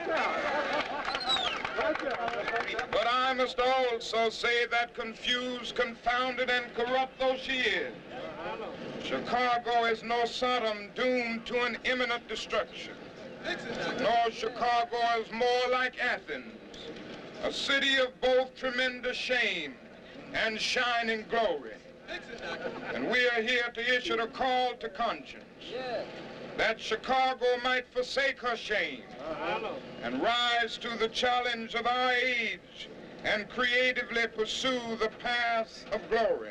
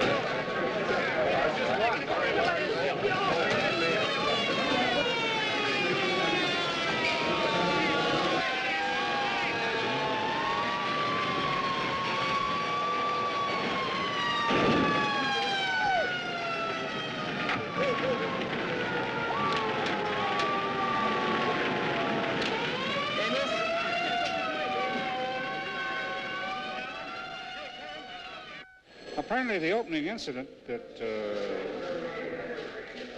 caused the disorder was an argument between the police and the young citizenry over the open fire hydrants. And they're persistently opening the hydrants.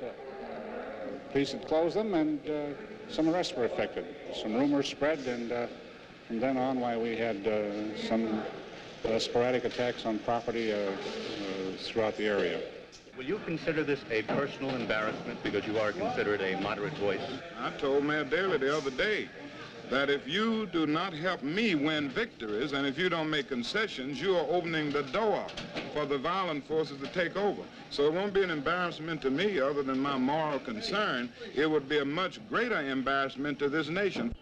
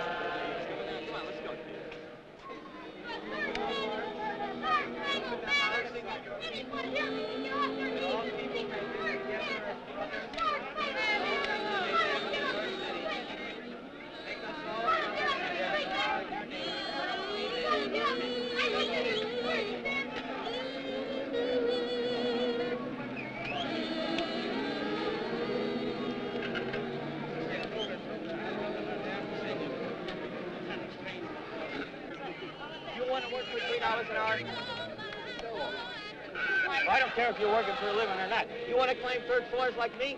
You want to claim second to third and third to third? Right. Huh? Anybody wants a job, I got one. Hey, where's that little man?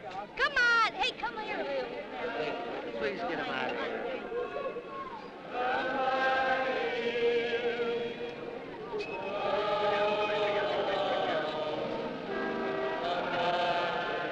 All you people that are proceeding to this house should turn around and go back.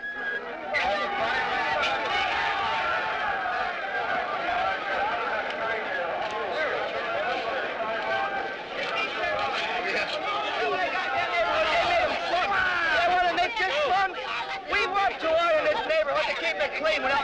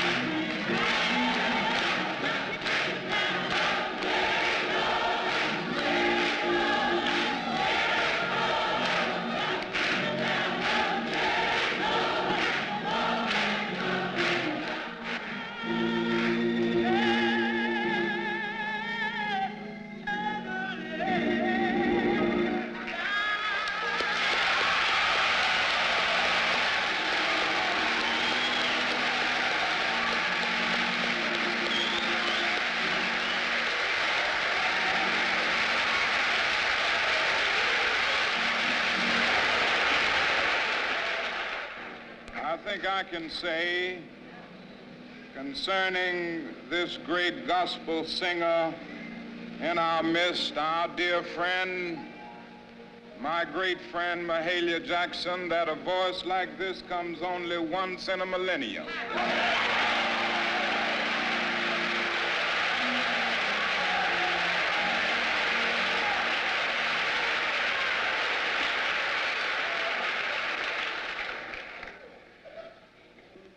If there is any doubt in anybody's mind concerning whether we have a movement here in Chicago, you ought to be in this church tonight.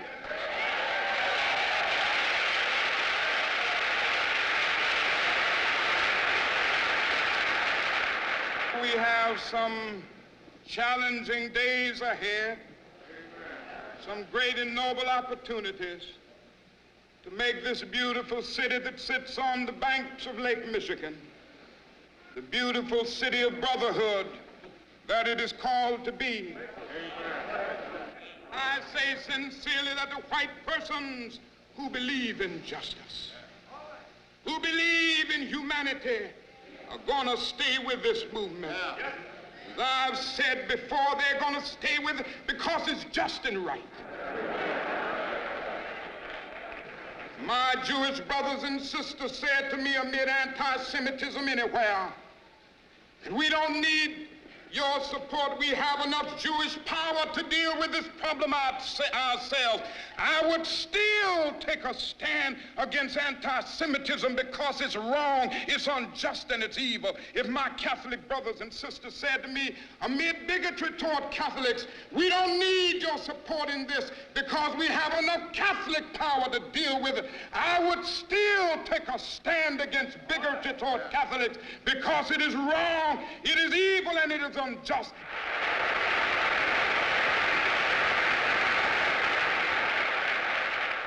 Tomorrow, let us march. Let us march in dignity. Let us march in discipline. So don't despair. Don't give up. But in one great outpouring with the gentle sighings and the glad thunders of the ages, all of us can begin to sing, glory, hallelujah, glory, hallelujah, glory, hallelujah. Our God is marching on.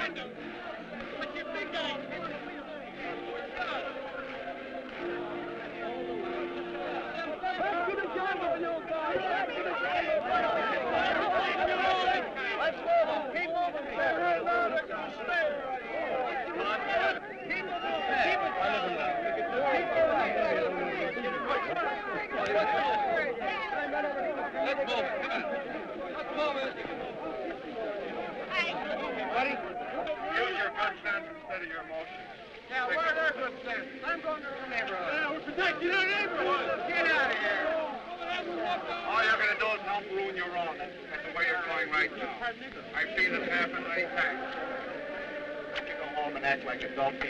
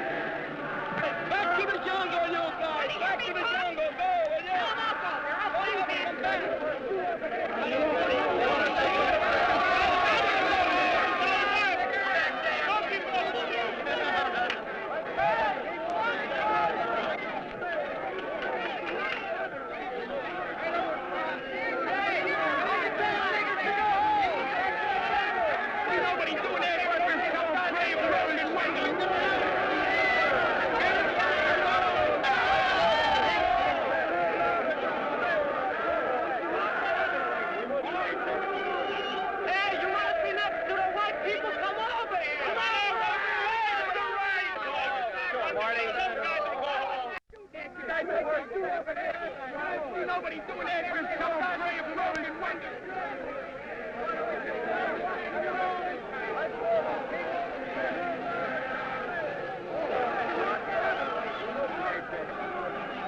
you want to be next to the white people? Come over. Come over.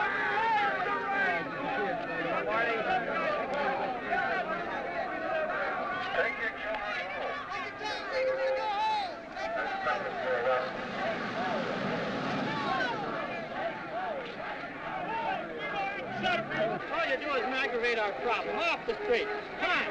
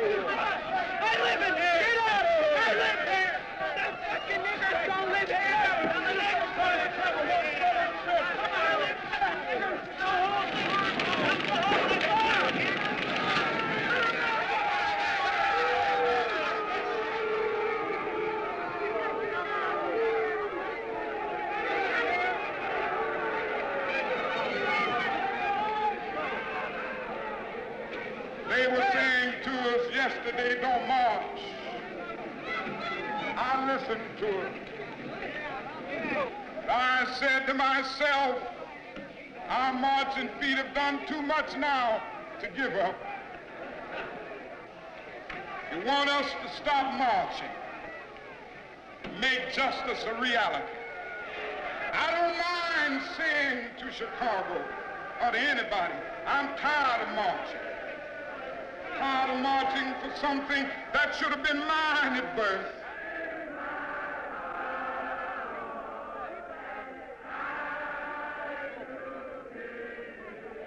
If you want a moratorium on demonstrations, put a moratorium on injustice. If you want us to end our moves into communities, open these communities. I don't mind saying to you, I'm tired of the tension surrounding our day. I don't mind saying to you, I'm tired of living every day under the threat of death. I have no martyr complex. I want to live as long as anybody in this building, and sometimes I begin to doubt whether I'm going to make it through. I must confess I'm tired. Yes, I'm tired of going to jail. I'm tired of all of the surging murmur of life's restless sea.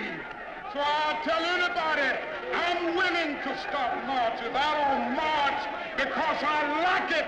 I march because I must, and because I'm a man, and because I'm a child of God.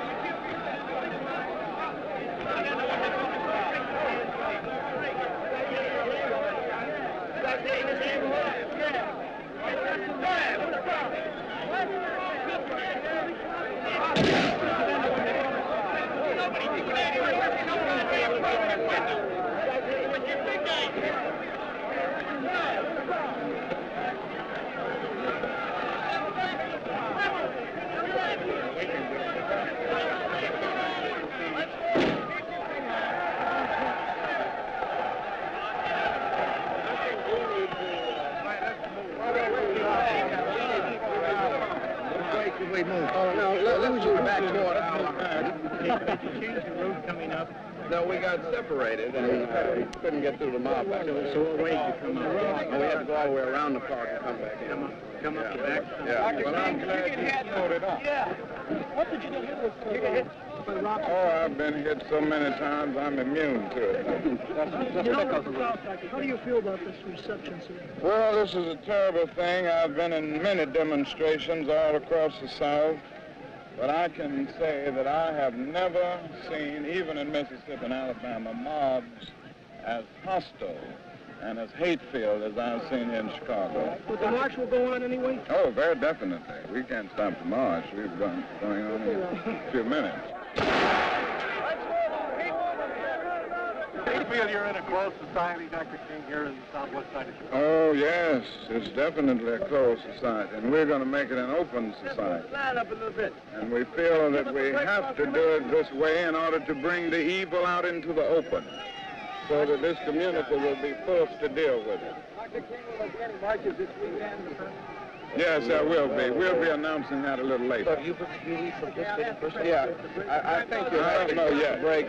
Can you move back so we can get it started? You want to move them back on that side?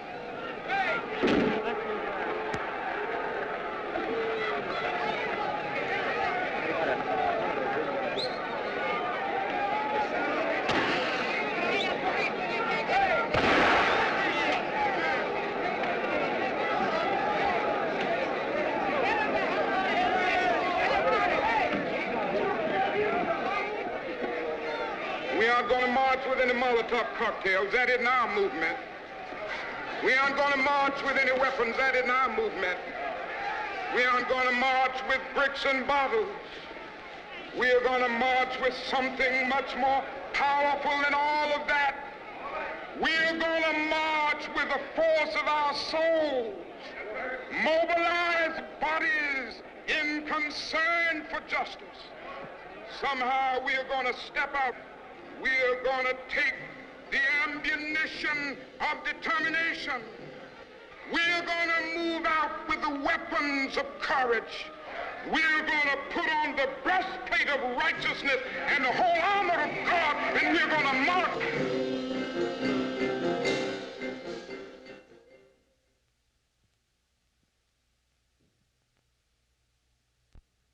The face of war is my face. The face of war is your face.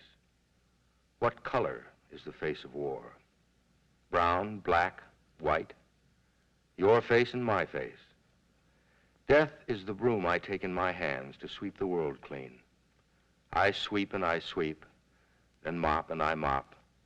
I dip my broom in blood, my mop in blood, and blame you for this, because you are there, enemy. It's hard to blame me because I am here, so I kill you, and you kill me. My name, like your name, is war. Let no one claim there is a consensus for this war.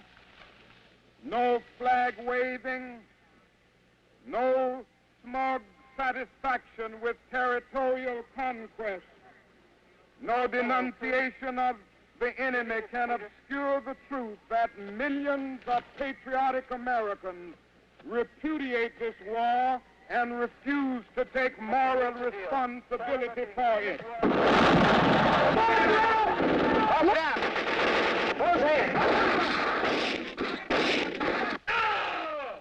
I speak out against this war, not in anger, but with anxiety and sorrow in my heart, and above all with a passionate desire to see our beloved country stand as the moral example of the world. I speak out against this war because I'm disappointed with America. And there can be no great disappointment where there is no great love. All right, sir, second platoon, pull those people back. Negroes and white boys will fight in brutal solidarity on the battlefields of Vietnam, but when they get back home, it's doubtful that their children will be able to sit together in the same classroom because most of the schools of this country are segregated. Negro soldiers will die in Vietnam. Sometime they'll come back home to be buried in Wetumpka, Alabama, and can't even be buried there. It's time to set our own house in order. For those who say to me, stick to civil rights, I have another answer. And that is that I've fought too long and too hard now against segregated public accommodations to end up segregating my moral concern. I'm not going to do that. Others can do what they want to do. That's their business. Other civil rights leaders, for various reasons, refuse or can't take a stand or have to go along with the administration. That's their business. But I must say tonight that I know that justice is indivisible. Injustice anywhere is a threat to justice everywhere. If people bring so much courage to this world, the world has to kill them to break them. So of course it kills them. The world breaks everyone, and afterward many are strong at the broken places. But those who will not break, it kills. It kills the very good, and the very gentle, and the very brave, impartially. If you are none of these, you can be sure that it will kill you too. But there will be no special hurry. Happy birthday to you. Happy birthday to you. Happy birthday, Dr. King. Happy birthday to you. We know that you really don't need much, but we thought that some things you ought to have. So we searched around, and knowing what's coming up for you, we thought you'd be strung out on a shoestring, so when you go to jail, here's some shoestring potatoes. Then, we know how fond you are of our president, Lyndon Johnson. And we know how you're supporting everything. I've got this little cup for you, and I want this back, because it's mine. And it says, let me read, it says, we are cooperating with Lyndon Johnson's war on poverty. Drop coins and bills in the cup. And we you don't speak until you get us to end at the pass out place. Now, there's a picture of Dr. King. You've seen that. He's in deep thought. You've seen that picture many times. But it takes on a new meaning here, and it says, caption, but seriously, President Johnson, if the pill won't work, then we're going to need Dr. Fox. So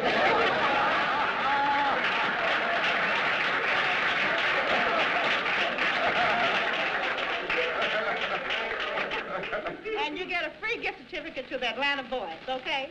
All right. And this is a special gift for me, a real one.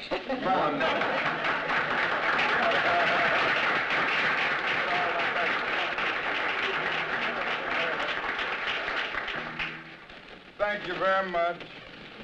I'm just getting older, that's all. King, how you doing? Good to see you. You're going to stop somewhere for a bite to eat? We're going to eat in Mark's, I believe. Somebody reminded me of it. See y'all. You all just took off from school, huh? All right, see you later here. Bye. All right, bye-bye.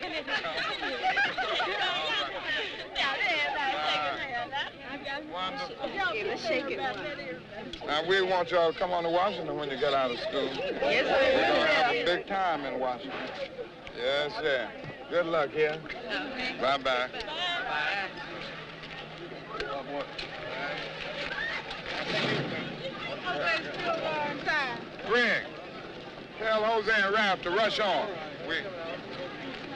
Hello, give me some Where we stopping? Where we stopping? Where we stopping? Where we stopping? This is some town between here and Mark. He said something about we had to stop, but he didn't say where it was. How you Fine. doing? How you feel? All right. Fine. Glad to see you. How you doing? Fine. How are you? All right, Dave? Come on, how are you? Fine. How you feeling? Glad to see you. He said somewhere that we're going to stop on the way.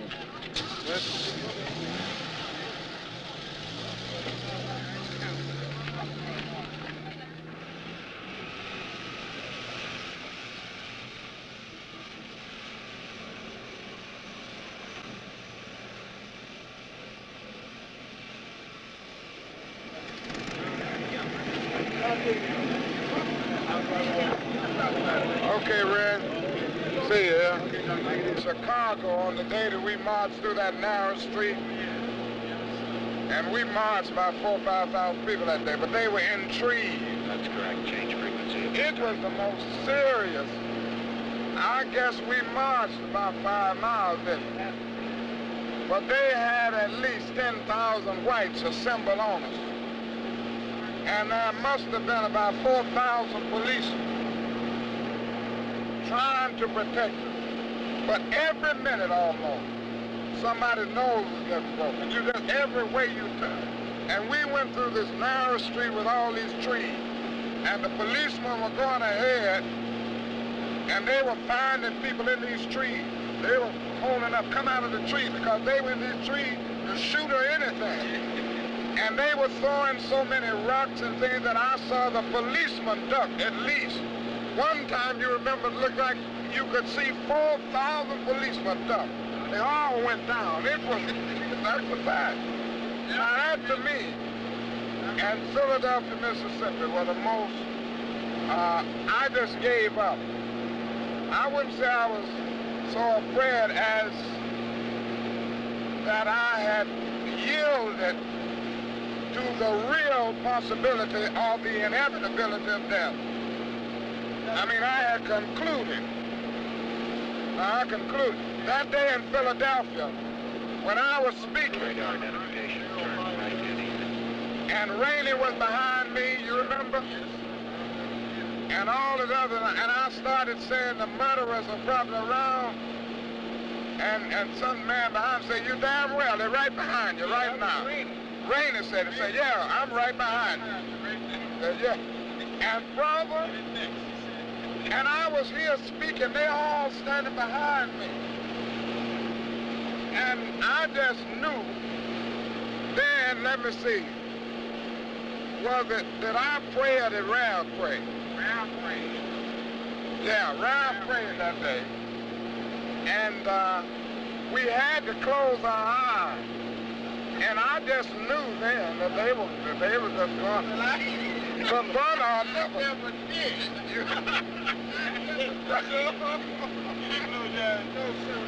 Ralph says he prayed with his open. But I closed my eyes. I really did. This is a new beginning on the economic front. We've dealt with the social question of legal segregation to a great degree, and we've dealt with the political problem of the right to vote to a great extent. Now we are making a beginning on the economic. We assemble here together today with common problems, bringing together ethnic groups that maybe have not been together in this type of meeting in the past. I know I haven't been in a meeting like this, and it's been one of my dreams that we would come together and realize our common problems. And I do want to express my deep personal gratitude and the appreciation of the Southern Christian Leadership Conference to each of you. And power for poor people will really mean having the ability, the togetherness, the assertiveness, and the aggressiveness to make the power structure of this nation say yes when they may be desirous of saying no. And it is my hope that we will get together and be together and really stand up to gain power for poor people, black people, Mexican Americans, American Indians, Puerto Ricans, Appalachian whites, all working together to solve the problem of poverty. We're getting ready to deal with the economic issue. We're getting ready to demand jobs and income. We're tired of working full-time jobs for part-time income. All right. We're tired of living in run-down, dilapidated, rat-infested shacks and slums. We are tired of our children having to attend overcrowded, inferior schools. Make it plain. And we are tired of our men not being able to be men because they can't find work. 1,300 sanitation workers are on strike, and Memphis is not being fair to them. The issue is the refusal of Memphis to be fair and honest in its dealings with its public servants who happen to be sanitation workers. Now, we've got to keep attention on that. We've got to march again in order to put the issue where it is supposed to be. Force everybody to see that there are 1,300 of God's children here suffering, sometimes going hungry, going through dark and dreary nights, wondering how this thing is going to come out. That's the issue. We've got to say to the nation, we know how it's coming out. But when people get caught up with that which is right and they are willing to sacrifice for it, there is no stopping point short of victory. We have this illegal, unconstitutional injunction. All we say to America is be true to what you said on paper.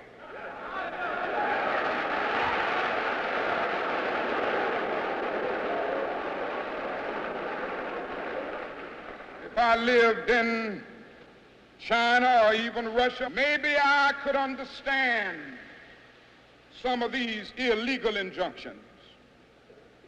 Maybe I could understand the denial of certain basic First Amendment privileges because they haven't committed themselves to that over there.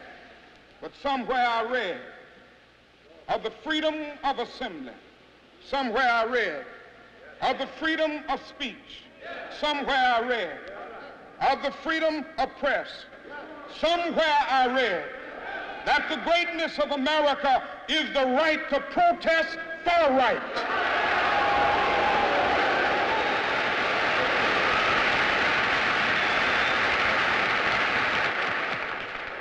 And so just as I say we aren't going to let any dogs or water hoses turn us around, we aren't going to let any injunction turn us around.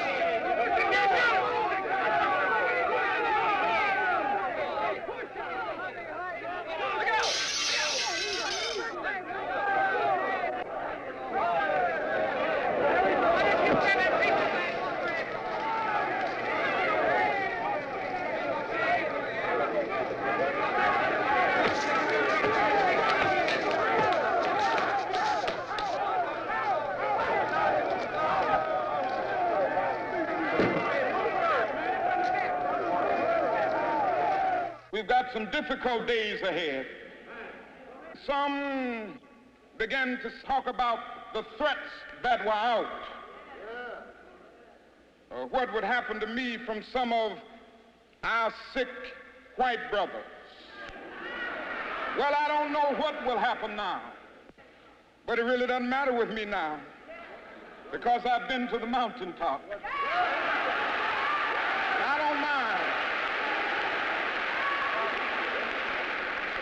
Like anybody, I would like to live a long life. Longevity has its place.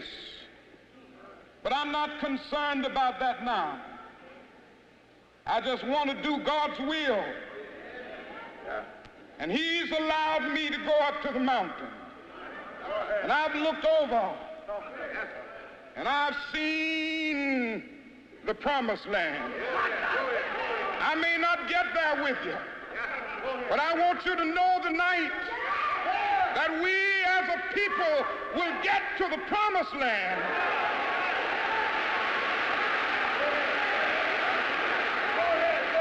So I'm happy tonight. I'm not worried about anything. I'm not fearing any man. Mine eyes have seen the glory of the coming of the Lord.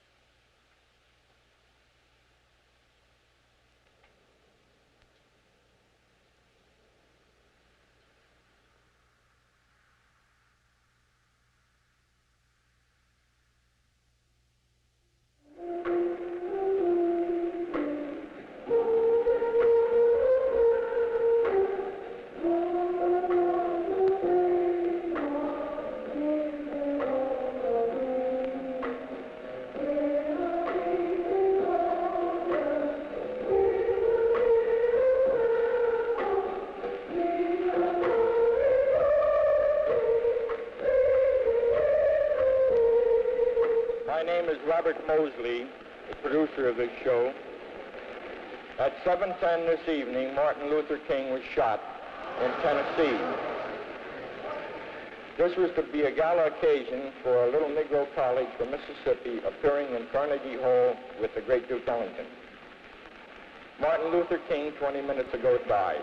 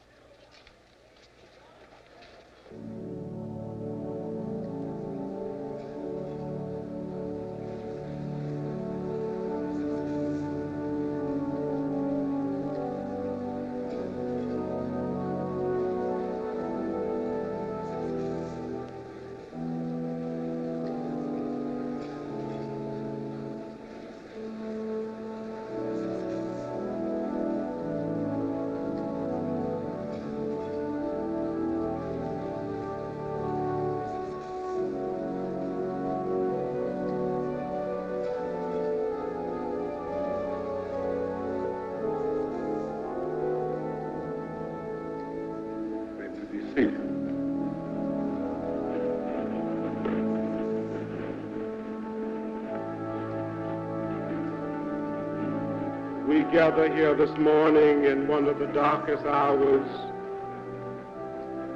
in the history of the black people of this nation,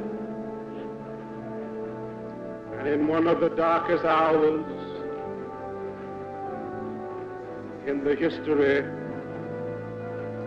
of all mankind. For Martin Luther King, a 20th century prophet who was imbued with the philosophy of nonviolence, sent forth as a Moses in the wilderness of this sick nation of ours, to lift his voice and cry out to the Pharaohs to let my people go, was assassinated on last Thursday evening in Memphis, Tennessee. We come to the church where he was dedicated and blessed as a baby, where he was baptized as a Christian, where he was licensed to preach the gospel, where he was ordained to spread good tidings of joy to all people. The church where his father has pastored for many years, and the church which he has served in such a marvelous way as co-pastor for 8 years. Mrs. King has requested that we have the tape of his last sermon played to us now.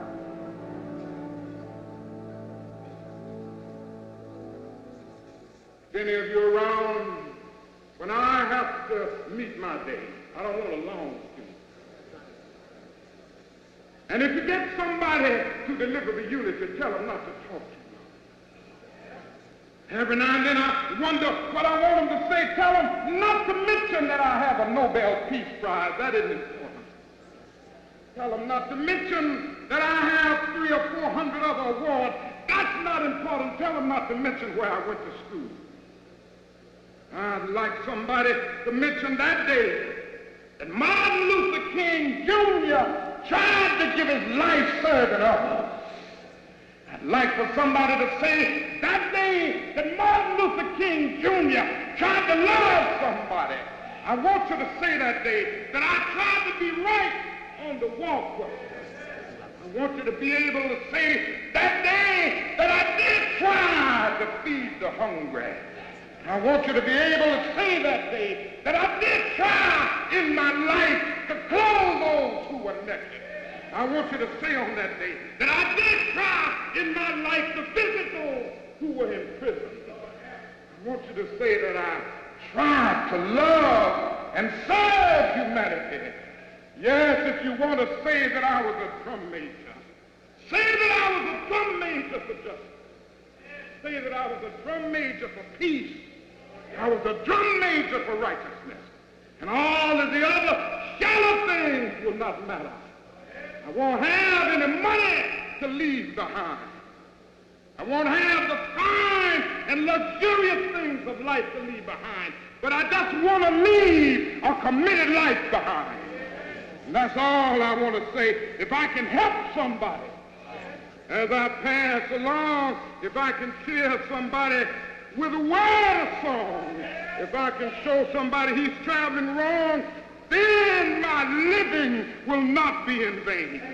If I can do my duty as a Christian, or if I can bring salvation to a world once wrought, if I can spread the message as the Master taught, then my living will not be in vain.